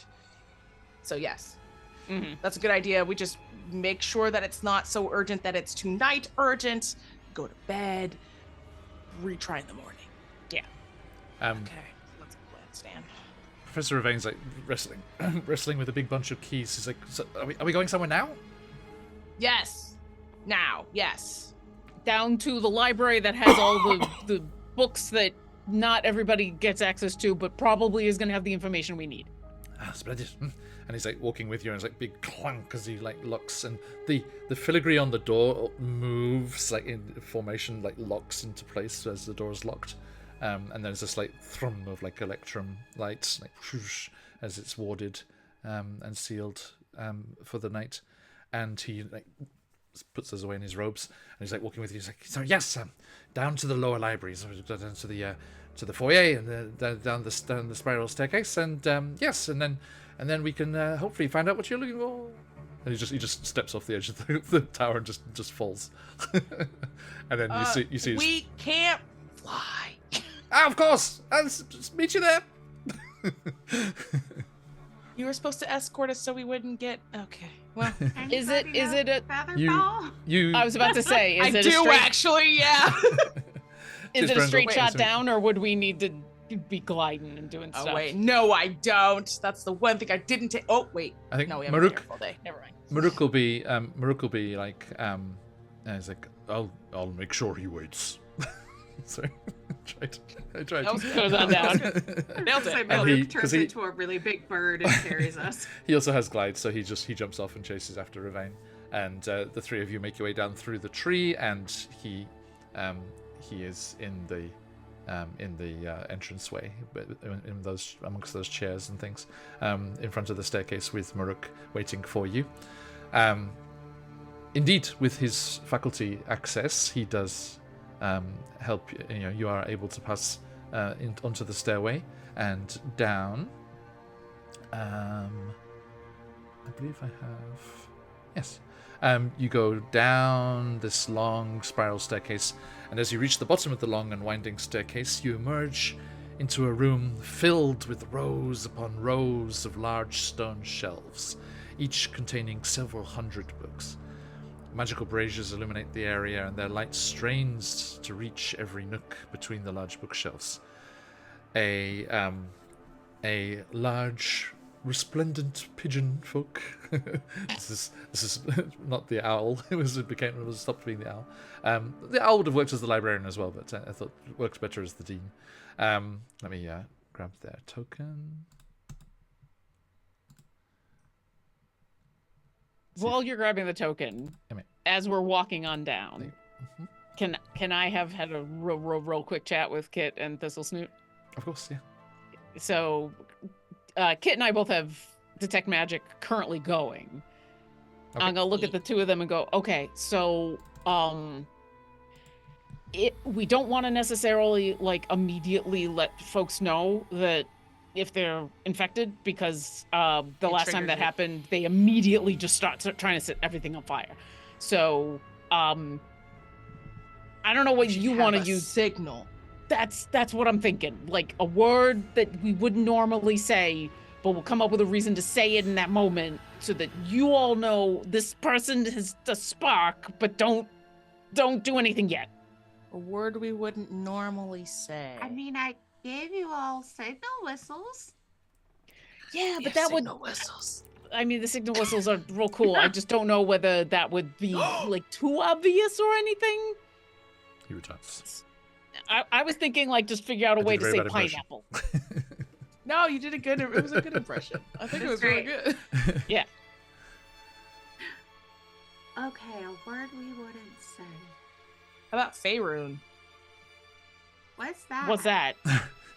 I just figured you wouldn't know. Yeah.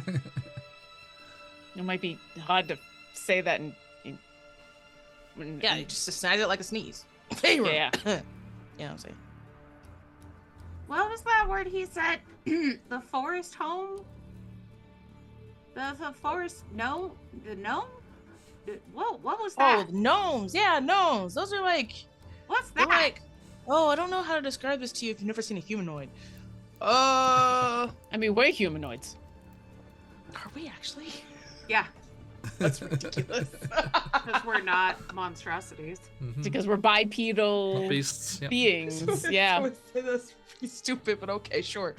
We're not well, celestials. Imagine me, but really small, and without the ears, and without the fur, and without the horns. That's horrifying. Yeah, I think so too. Nobody likes gnomes. Okay, all right. So, saying something about a gnome. Okay. I mean, does that work for you, Kit? Totally muted. Sure. You guys missed my pun. That's fine. Oh, can you re-say it? Say it again. No gnomes go. Gnome. No. It worked better silent. Anyway. Be it ever so humble, there's no place like And then we catch up to the professor and Maruk, and before we start to go down the stairs, or I real quick to Maruk. Okay, listen, we've got detect magic on. We're going down to make sure the person down there doesn't have a spark. If they do have a spark, we're not going to be like, "Oh, you got spark." So if we detect something, Kit or I are going to say something about gnomes. Okay, and then I kill them. Not yet. But remember how it's like nice, good. Do I treat them like I did Thistlesnoot? I wouldn't, because remember, we figured out Thistlesnoot something had gone wrong, and then as soon as the spark inside Thistlesnoot happened, they tried to set everything on fire. Right. Tell me more about how you treated Thistlesnoot. Oh, I sent you to sleep. You were fine. Oh, that's very nice Gently, of you. I don't gently. get enough sleep. You needed no. to So we're gonna set. Okay. So don't do anything immediately. I Until- can yes. actually, I actually have a thing. If we do end up identifying somebody as a spark, then I can suppress it for a little while. That'd be great. Nice. I figure at Sure, the very um, least, until we get them away from all of the flammable books. I just want to see if my guess is right here. Calm emotions? Yeah, Hey! that is why I got that spell. Yeah. That's a very good idea. Yeah, The player was thinking ahead. that'll work perfectly. Yeah, that'll work perfectly. I got DM approval, something that's normal to one, impossible to achieve. Anyway. I mean, it's a situation that we're gonna need. So yes, that's. So if you hear Kid and I suddenly talking about gnomes, Gnome. It's just gnome. You don't have to like Okay. over enunciate. It doesn't get All right. stuck just because there's a G in there. It's just gnome. I- Gnome. Where is But- the G There's a in G. there? I was gonna say. There's the G. you just told us what the word was. It's not like an N-O-M-E-S. It's like- No. G N O M E. You like my- Why? You're like my Japanese elementary students No. learning the spelling of some words. They're like, what? Why is there a G in front if you don't pronounce it? Is it like a first name, but like an initial, or like is it like a? Mochi or Oh. gnarled? The gnarl? We pronounce the G just like in herbs. We pronounce the H. No, Because no, there's it's an just H. herbs. No, Just Jess, Listen, these to are quote the creatures great from- Izzard, because there's a fucking H in it. Okay, duly noted. Everybody from the Beastland says things wrong. Understood. Duly noted.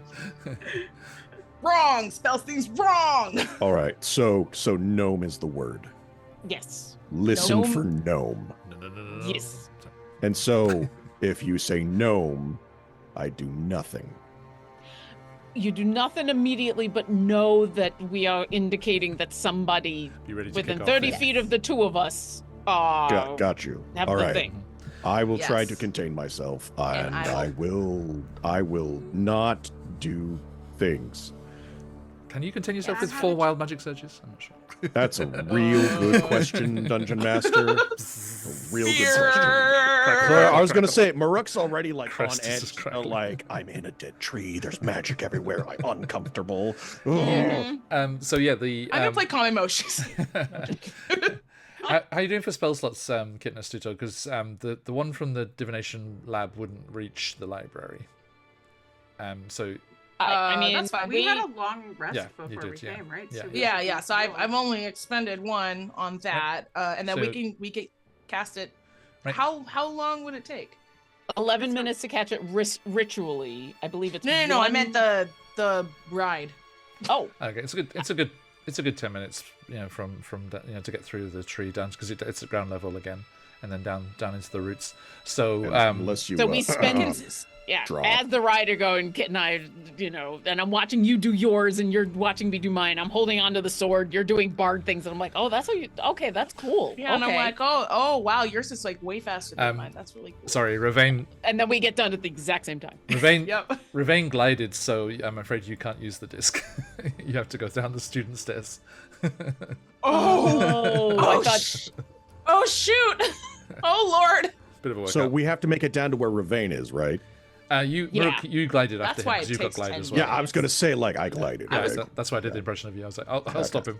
Yeah, and you. Yeah. I was going to say the other thing is if we are going to spend the night, hoping we don't run into any sparks.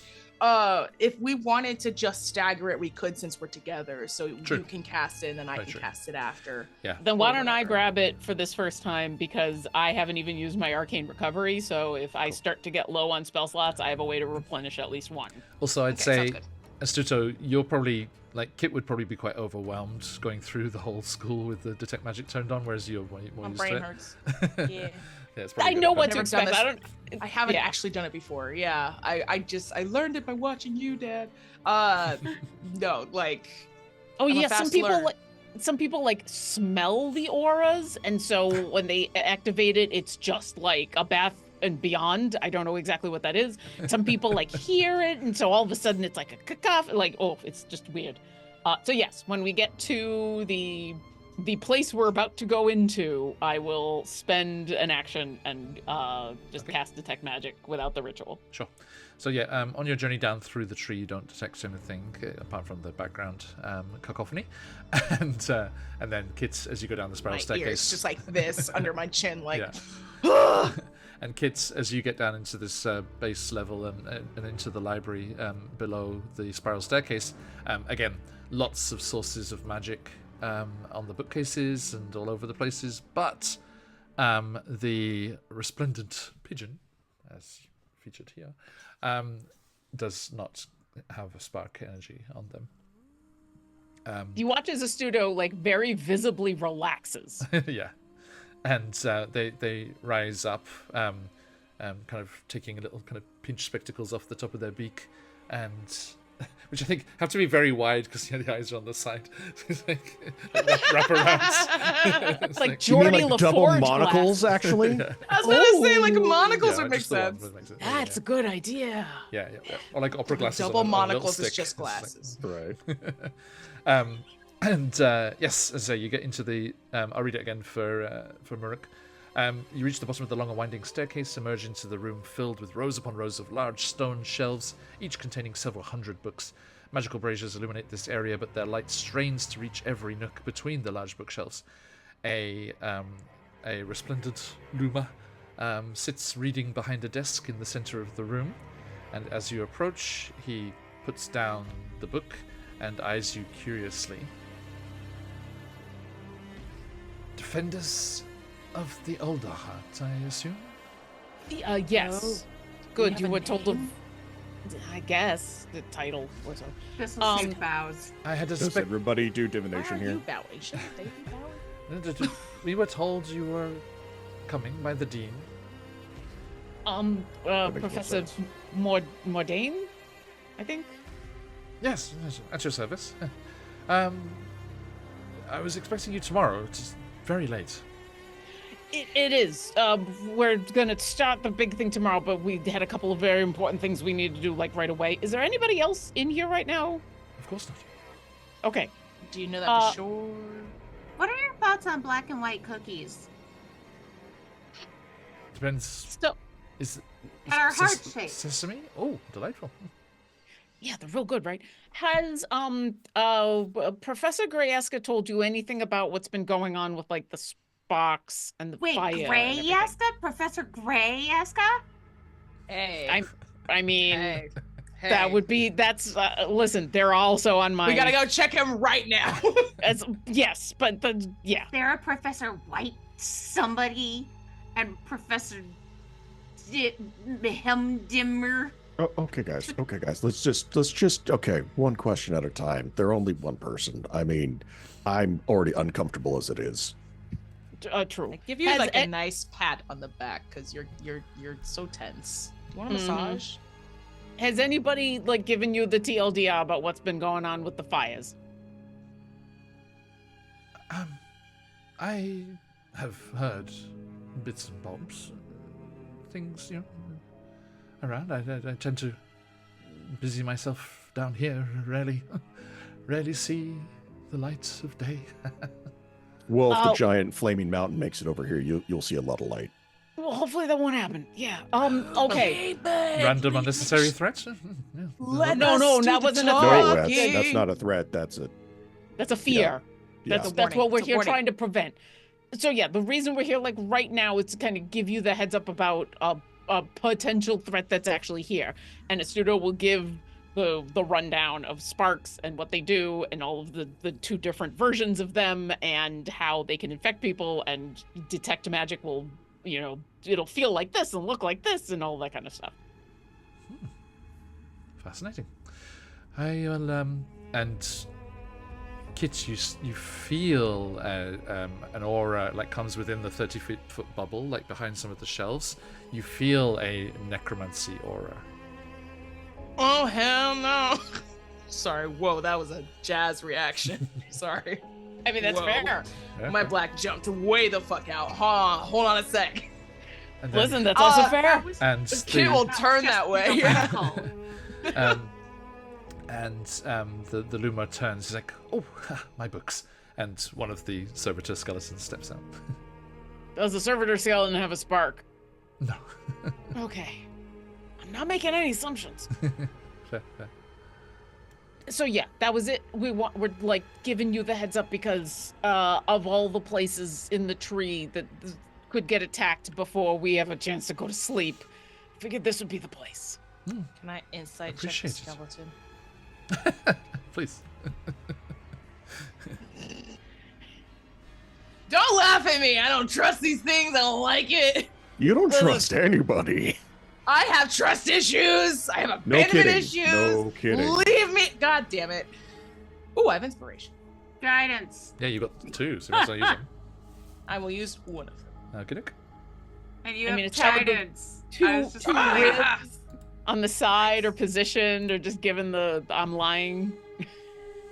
Not that it's lying, but I guess if there's, I got 25 by the way. Nice. Total. There is just nothing. It It's guided just the there's shit out of you. nothing Absolutely there. nothing. Just I'm like squinting at it. I'm animated like, animated bones. suspicious. But not in the way that we're worried about. Not the way we're worried about, I guess. Mordain says, first time to the avium? Yes, could you tell? That is, they are a little Yep. unnerving. But do not fear, they are loyal servants in death as they were in life. They dedicated Never themselves got a to... day off. Can I Academic switch that pursuits? inside check to him? Yeah, sure. It's like Hunter's Mark. I was pegging you, but now I'm pegging you. Now I'm pegging you. I'm Crazy. not. This is not as realistic. 12. Okay.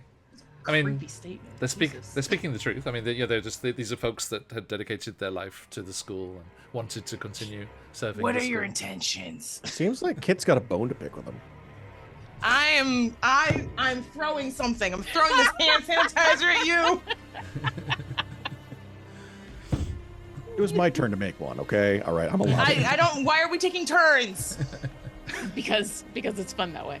Okay, well, Professor Swiftgale, that's Mordain's name, turns and says, if anything here can help you, and I will, of course, assist you as best I can, then you are welcome to return tomorrow and make use of our vast resources.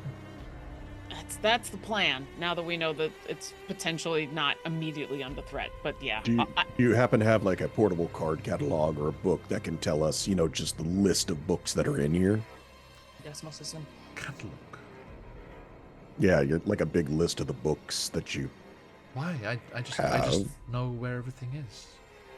Yeah. What? So Right, you but- are the What card happens catalog. when you, But when never we're mind, I not don't want to answer here- that question. I know it'll happen when you die. You'll turn into a skeleton. You'll still be able to navigate all of the books. I know. Okay then. It's also on edge. Just I don't know how to deal with that. All right. Do you have anything on putting out an exceedingly large fire, or stop a volcano from erupting, or to put out a forest fire, We do not Or or redirect a volcano's eruption We do not into have- somewhere that really needs lava. We do not have these. Like we have irrigation. we have studies and histories, not manuals. Okay. Astute, Okay, so good, like the historically- Scorched Grove, And- right? and- Kind of Has stuff. anyone And ever... he spreads his wings to say, and look, I'm sorry, I must insist. Tomorrow, please. Yeah, we can. Now that we know not imminent threat of books, let's go get a sleep and a coffee, or 12, and then we'll come on back, and then we can start the whole process of reading through whatever we need to read through. But like historically, surely someone's put out a fire. That's weird that he's being so dismissive.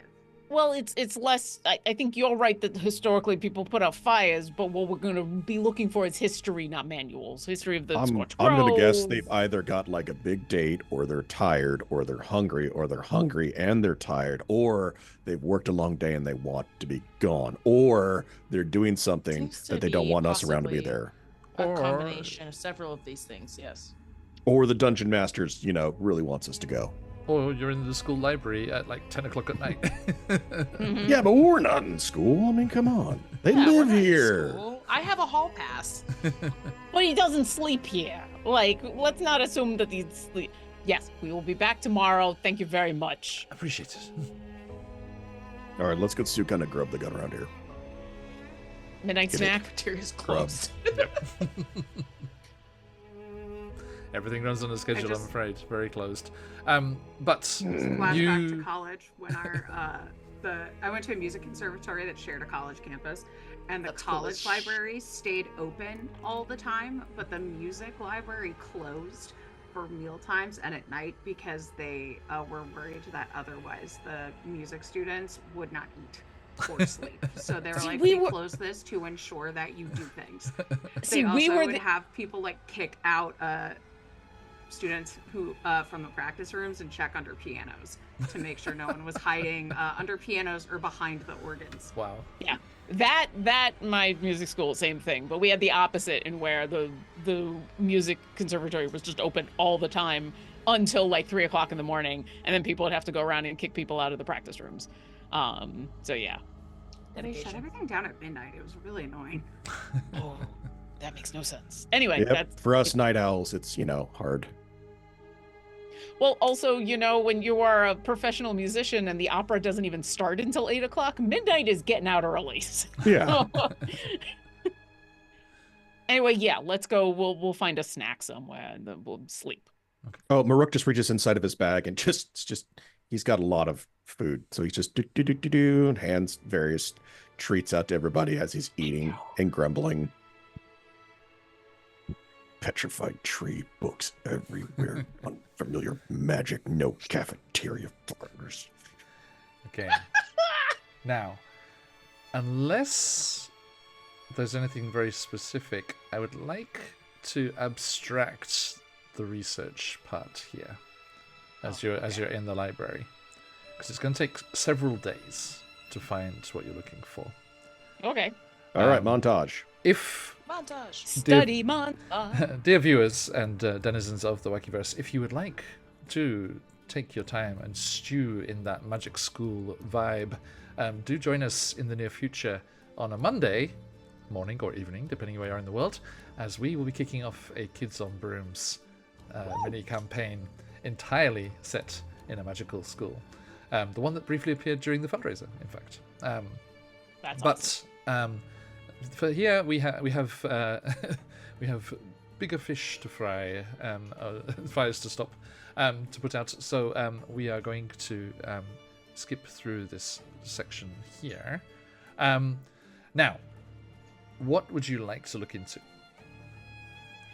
And I will tell you the information, and then I'll post it in Discord as well. So I personally want to look into as deep, far down, like origin of the Scorched Grove, like what happened or events. Well, I would like to that join kind you of on thing. that. Yeah, the Great Calamity is what created the Scorched Grove, and then there's lots of treatises and studies on the Scorched Grove itself. So yeah, there are many books here regarding the Scorched Grove, since scholarly interest in the subject is so focused on its physical properties, the origins and the fauna there. It doesn't take you much longer than a day before you find stuff is just repeating itself and covering the same questions from increasingly Right. I'm going esoteric into more like angles. I'm going more into the, since I've already read a bunch about the Scorched Grove, Mhm. I'm trying to go farther into the, I won't say conspiracy theory, Yeah. but more into the people who are like conspiracy theorists, where they just kind of like super hyper focus on something and then just start coming up with info kind of thing. Okay, yeah. That's what I'm trying to go for, being like, read that. I think I read that, Yeah. Go to the Mhm. ones that I'm like, all right, this is a bit more obscure. Yeah. So you find the information that we gave you back when you were with the Bird Council at Elderhut. So it's this great ashen plain that stretches across the northwest of the forest. It's the result of a massive forest fire known as the Great Calamity centuries ago. Left the area altered and strongly connected to the magic of elemental fire. It's remained in the same state as long as anyone can remember, And then you've got the Tenders telling, the Tenders story that Muruk knew and told you as you were in the camp on the edge of the Scorched Grove there. Long ago, birdfolk thought they could keep the forest fires from devastating the wood by using powerful otherworldly magics, but the plan backfired. Their magics only fueled the flames and the grove was consumed. By the grace of the Amaranthine, the birdfolk were able to lull the blaze into a quiet slumber. Though the flames were contained, the act unbalanced the elemental forces of the wood for generations. That's why only gentle magics are used to help the earth heal. With nature, the slow way is the right way. That's what you already knew. And on top of that, Smiruk, you don't find too much new, but there is one book that contains the following passage. From the above evidence, one can conclude that the Scorched Grove displays properties which suggest extreme conjury, perhaps even the calling of a major elemental force. Whether this was conjured from a nearby plane or a farther one remains uncertain, but the readiness with which the elemental magics have taken root suggests a source in close proximity to our world. That leads me to what I was definitely going to be like, ooh, look into. look what I found, look what I found. Look. Yeah, let me drop that for you. Yeah, real quick before we leave, all the stuff that Maruk found, the spells that they were using to try to stop things that instead only stoked things, does it say what those spells were? Or any hints about what they were? No, it's talking about just that they were trying to use magic to stop it. It doesn't say specific spells. No. Okay. And Kit, you were looking into the Great Calamity, right? I was, yes. My focus was also because your mentor mentioned it, I think. I was also going to look into the plane of fire and then aspects and elementals of fire. Okay. Yes. Sure. There's very little work of substance on the Great Calamity, as numerous books addressing the subject resort to legend more than truth. I'm good with that. Those books which do attempt serious historical study of the event notes the relative lack of credible living witnesses. There's a bunch of material written about the calamity, but it's unfocused and spread across lots of different books. So it takes a few days to find everything. You notice in your studies quite a few of the books have had pages torn out, and the sections where pages have been torn out referred to prophecies of some kind. Quote unquote. But it's unclear exactly what the prophecies were about. But you do find this passage. Regardless of the origin of the calamity, whether or not the rumors of an elder elemental being hold any truth to them, a magical event of incredible significance is almost certain to have taken place. The calling of such elemental energies, whether through evocation or conjuration, would require a mage of unparalleled skill or an entity of unfathomable power.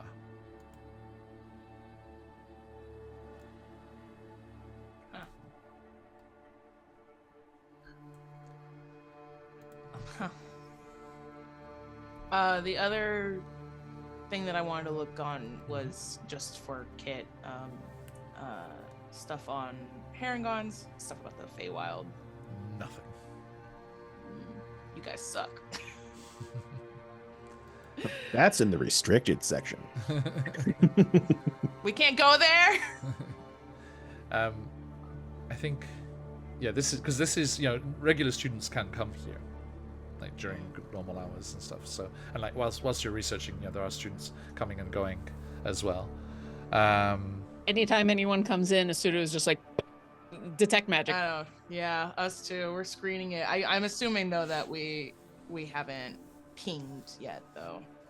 In the several days that we're there. Yeah. We can't. There's no way we can access the restricted archives. I thought that's what we're doing. I thought so too. No, this is just the main library. this Yeah, day. they said we Mhm. couldn't use the restricted stuff. You- it was too you- I know what dangerous. they said. Oh, You I ne- thought it was we could, but we needed people to be with us to help guide around Yeah. the Just- deadly book. Yes. you needed Ravane because you came down here at night. And there are dangerous books down here as well, but just it is accessible to students as well. Okay. Can we at some point do that then? I'm very curious. Mhm. Okay, cool. Yeah, I would like to access the restricted materials. I have questions. Okay. On the next episode of Humblewood, can they get into the restricted section? Will Maruk die from wild surges? Possible. One other important thing, Kit. You find a book that is about to give details of an eyewitness account from someone who claimed to have seen a creature of fire and destruction, and then the pages are torn out. This is so annoying. I'm gonna go on a tiny little side quest to figure out where those pages are. Am I there? Hmm? I'm there with them, right? Sure. Yeah, we're researching about the same thing, aren't we? Mending. You can, Yes, you can. You can. You If can. it's You not- can. You can make a page, but you can't return the page that was torn out. Can't return the If the page that was torn out was there, then you could repair Yes. it. You could rejoin it. Yeah. It wouldn't. But it'd be like Oh. it It would wouldn't be re- like it it would would- be like trying to cure wounds of missing limb, I think. Yeah. It would mend the page, but it wouldn't return the writing to it. There needs to be like a greater mending spell then. Yeah. Right? mending. That would be get on it, Wizard of the Coast.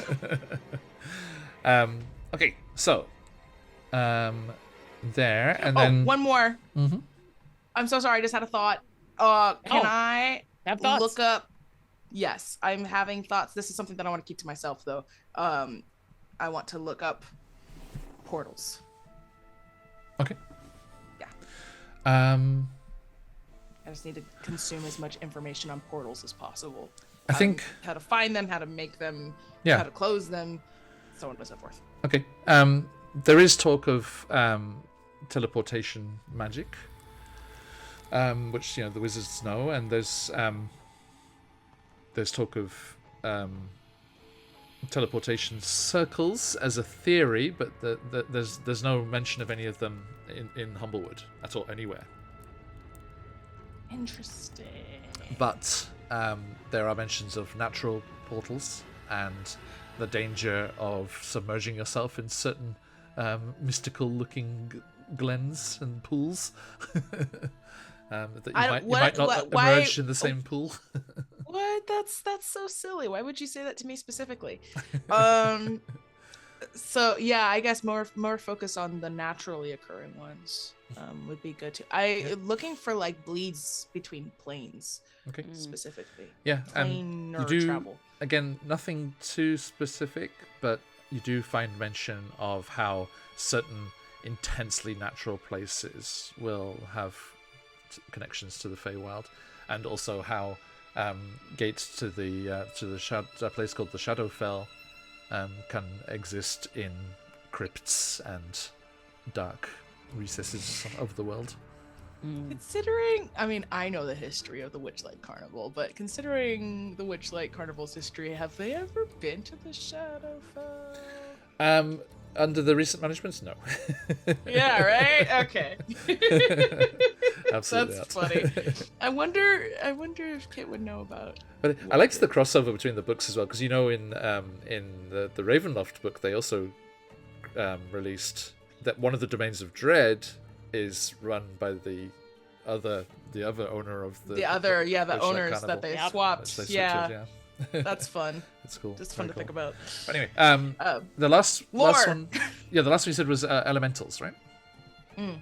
A fairly straightforward avenue of research. There are a wealth of tomes on elemental creatures. However, elementals of the size seen in the Grove are a very narrow field of study, and you find everything you need to know in a couple of days. Let's have a look here. Yeah, the most important thing you learn is that elementals of the size that you've witnessed are normally elder elementals, incredibly powerful beings that reshape the lands in which they live through their sheer presence. and they require advanced conjuration magic to summon. Many elder elementals have the traits of one or two elements working in concert.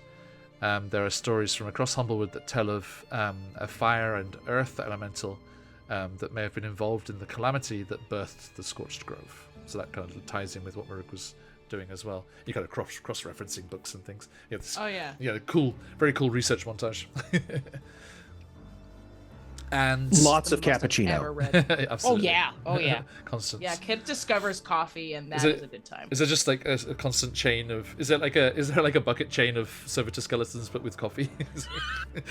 I feel like if there's any place that there would be like a coffee machine actually in the library, this would be the place. There's a That student makes just sense. filling a cup with a wand, just like, gotta finish this assignment. Coffee. There's a couple We need of one of those Strixhaven endless things of coffee. Is what we need. That's a perfect item. Yeah. That's how we ended up doing Kids on Brooms, actually, because we were originally going to do those Strixhaven adventures, but just the ones in the book just didn't grab me. I was like, okay, let's try something a little different, and then we thought, oh, let's try something new. Okay, you do find this passage in an old book. Elemental creatures composed of fire that also possess earth elemental traits tend to be incredibly strong and durable, and do not appear to retain their vulnerability to cold-type magics. However, cold-type magic should theoretically be able to... tear. You bastard. Beautiful. I'm gonna have to. Oh, I just had an idea. So, this listener is not in the library Okay.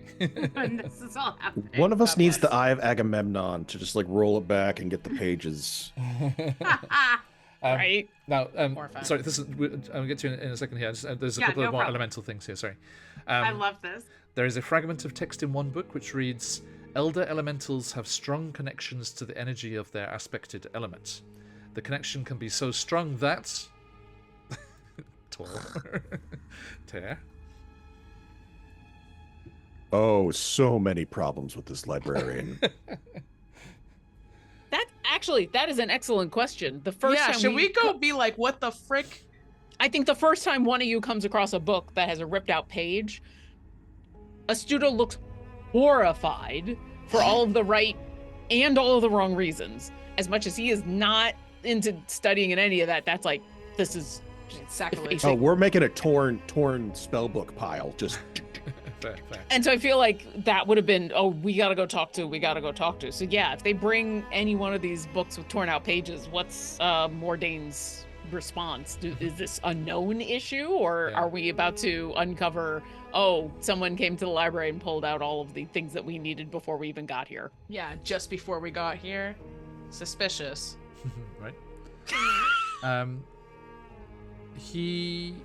He's very flustered and wants and like says that you should tell the dean that you found this and thanks you for finding it, because there's just so many books here, they don't check them all the time, and so he's just like, he can't believe the vandalism.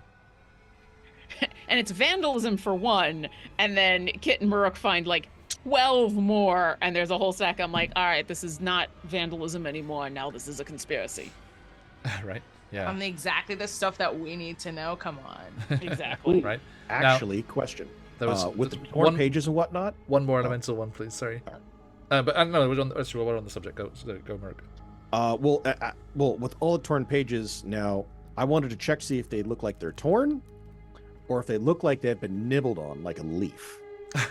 Fair. Torn. Okay, So so not bookworms. Got it. yeah. At least And they weren't burned. good news. Although It'd be a little more this is nice. conspicuous. Nicely timed there. Finally, you come across a few burned pages from an old tome. The pages are badly damaged, almost as if they were saved from a fire, and they're kept in a small magical field to prevent further disintegration. The origin is unknown, but you can make out the following passage. After its defeat, the aspect of ice lost a single shard, the Borealis, which was sealed away. A dance of fire and ice maintains the wood's balance. if the fire wanes, it must wane slowly. Only then will its energies have time to ebb away.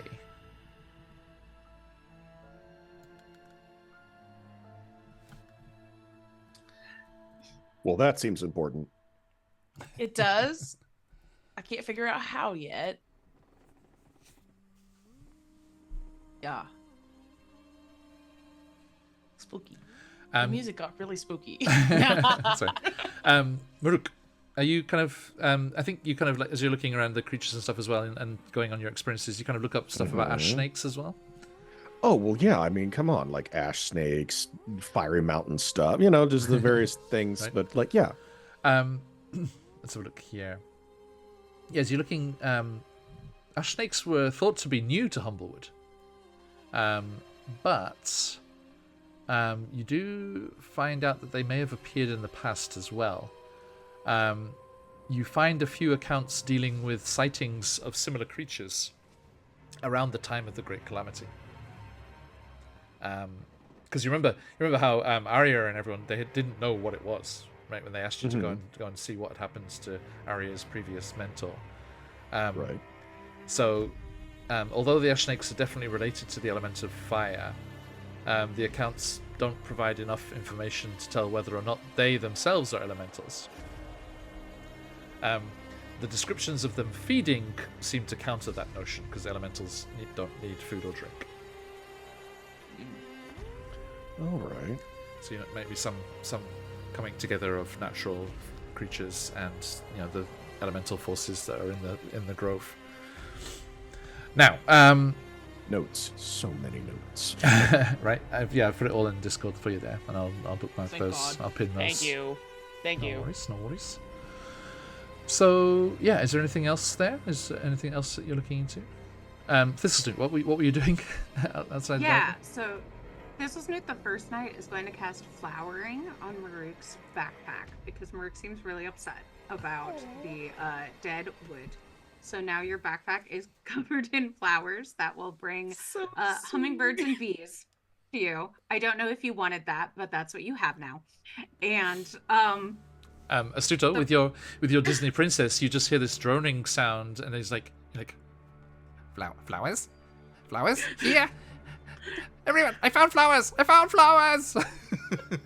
think it takes Astuto a moment to realize it's the bugs or whatever that are talking. It's like, woohoo!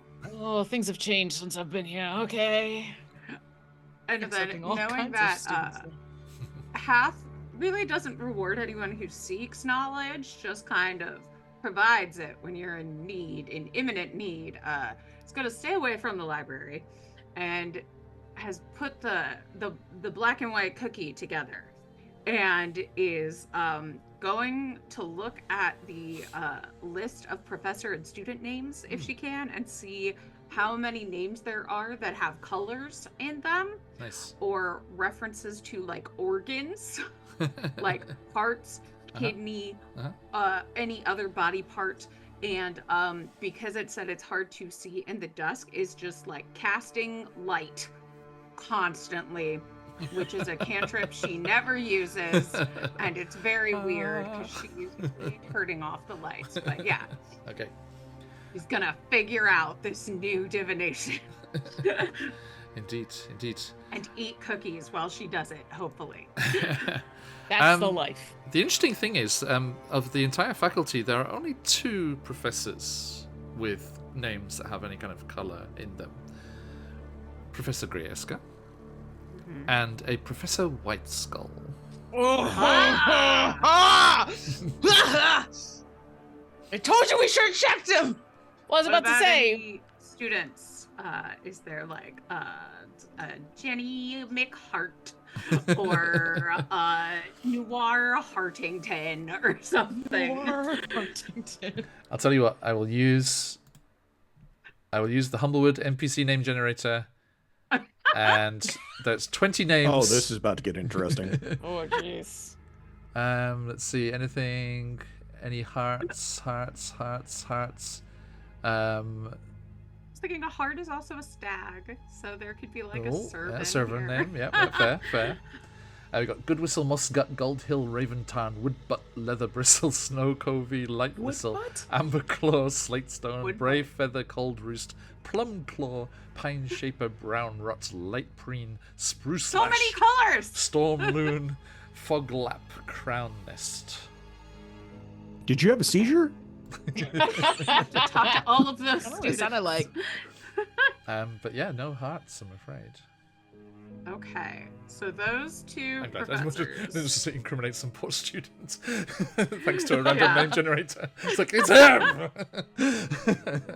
Okay, so eventually getting these names and ideally eating a lot of black and white cookies. Sure. I'm gonna come back and talk about Professor Graska and Professor. It's not White Claw. That's a drink. White Skull. White White Skull.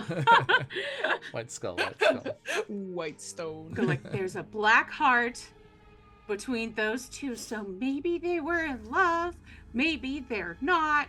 It's hard to tell, so we need to turn on the lights. Question is, this is in the roster of faculty here. Did you go across to the associated subjects of said professor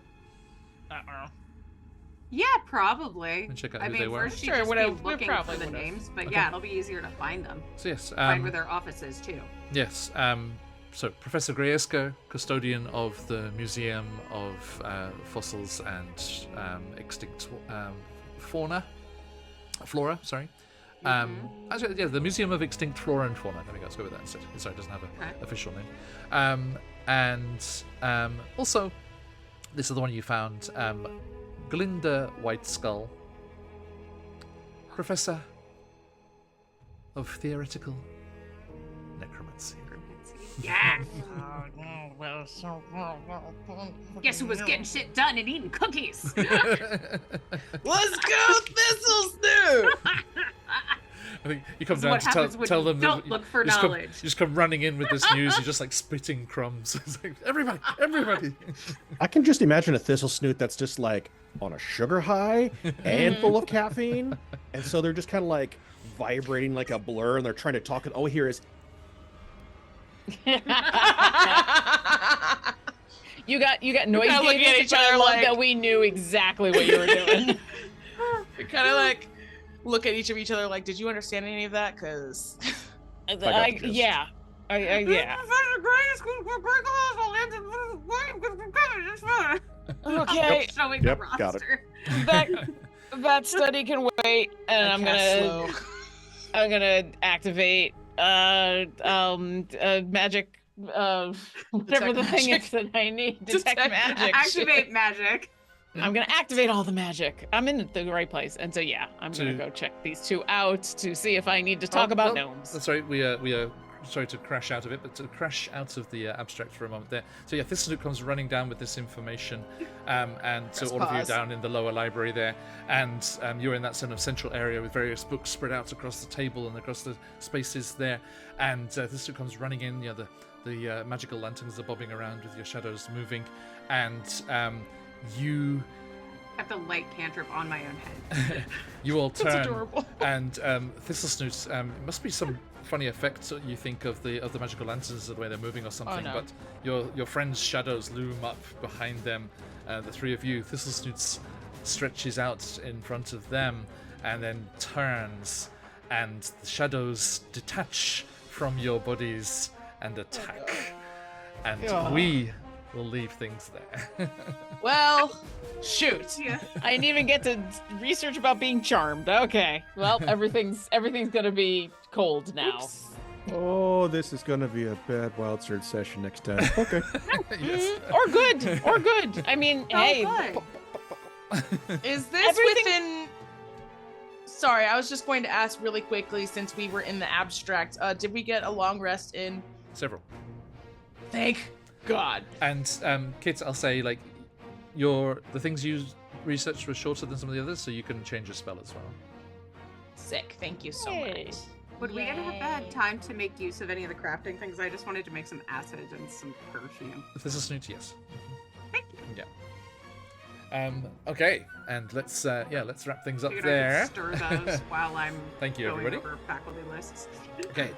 lots and lots of information for you to stew on and have a think about there as we close in on what is happening here, and not just here within the Avium, but beyond and in the Scorched Grove as well. We shall find out what is lurking in the shadows of this magical school, and hopefully continue on our quest to find out how to thwart the aspect of fire. Okay, thank you, But everybody. first, I have to defeat my own shadow. Indeed. Oh, this is going to be very Indeed. traumatic for me. Or cathartic. Yeah. Porque no los dos. Yep. I thank you, everybody. Absolute pleasure as always. We are going to wrap things up there, but let's say goodbye to these fine people. Murk, where can people find you on the material plane? On the material plane, you can find me places and things. Every Tuesday, I'm here playing Muruk. Every other Sunday, I'm over on the Quest Junkies channel, UK, and I play a wizard who's a dwarf, who's not a dwarf, but a dwarf. It's hard to explain. Just go watch it. Other than that, you can find me my rest of my stuff in the link in the chat thingamahoosit, and that's me. Thank you. Yes, over there. Do follow the links there and give all these wonderful people a follow. This is good stuff. Hey, I'm Jess in the material plane. Hopefully you won't find me because that would be creepy. But you can find me on the internet on Blue Sky as Unseelie Jess. And on Angry Nerd Girl, Three Flings will be coming back hopefully soon. Yay. It's just been a rough year for a lot of us, so we had to take some time. But hopefully we'll be coming back. So I'll keep you posted. Thank you. Kids, please. What up? My name is Jazz, also known as Cinder Scoria on the Everywheres. You can find me in the links on the Everywheres. I also wrote a short story in this book called Being Ace, edited by Madeline Dyer. I wanted to shout out everybody who might have bought a copy because I just got paid royalties. Hey! Woo! Sweet. Thank you so much. Thank you. And last but not least, by any measure, you care to employ a studio. Hi, I'm Lauren Urban. You can find me at lauren-urban.com, which is way easier than dealing with all the social medias. I've got a bunch of streams happening, which are blessings because I need the distraction. I'll just talk about one. Hey, tomorrow I'm still going through Baldur's Gate 3 as my Dragonborn cleric Orkira, who likes setting things on fire.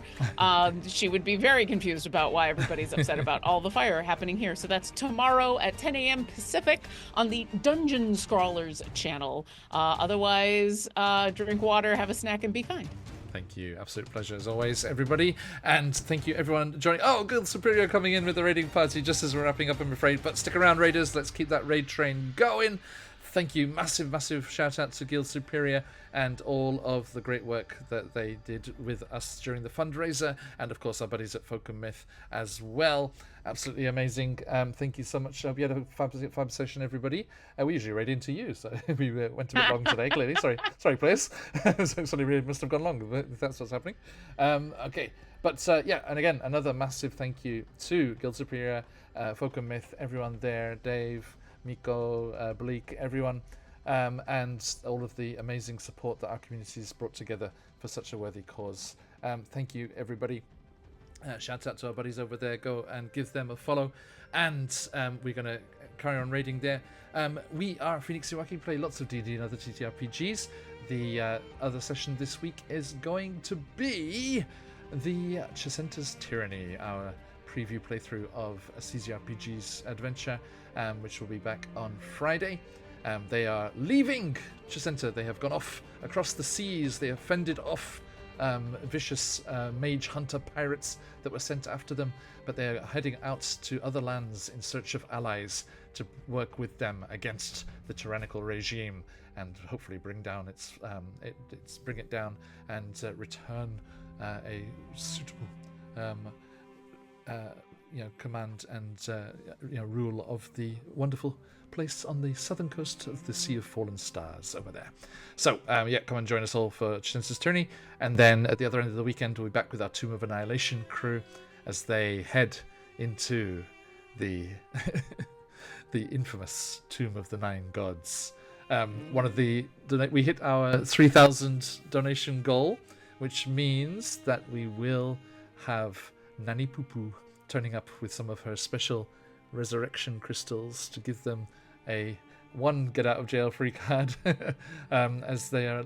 I just reading through. I just read through the first level of this multi-level dungeon, And there are so many deadly things in there. It's scary, scary stuff. So come and see how they fare with this very infamous and storied dungeon. We're looking forward to that as they barrel towards the grand conclusion of Tomb of Annihilation. And then we'll be back with these wonderful folks for more Humblewood and a rumble in the library. And we shall see as what these shadows are about. Okay, massive thank you, everybody. We are going to head on raiding 2, so let's take our buddies from Guild Superior with us and head off to... Let's see who's on at the moment. Close the things, open that, boom. Dun, dun, dun, dun. Okay. Oh, okay. Let's get the full crowd together. We had Guild Superior jump in here, and then we can go and jump into Folk and Myth, unless they jump into us. Folk and Myth.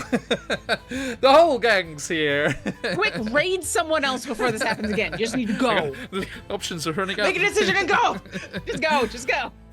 Okay, thank you, everybody. Absolute pleasure to have you all in. How you doing, everybody? Raid Train, exactly. Guild Superior, Folk and Myth, QuestJunkiesUK, the Dream Team from the fundraiser, raiding off into the night. Thank you, everybody. Wonderful to have you here. If you're not already, do give us a follow.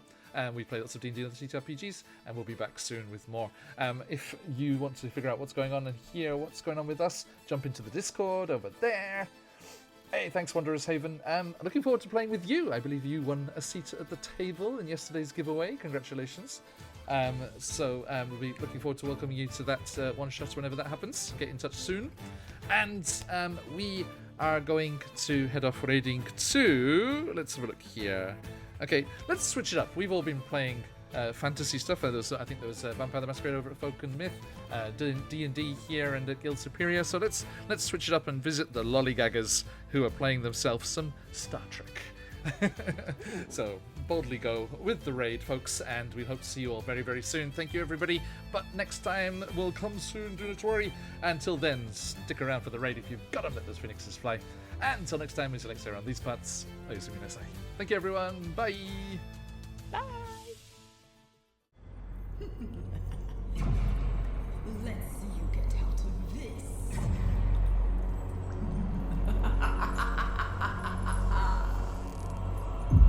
Blast it! This is not over. Die, die, die!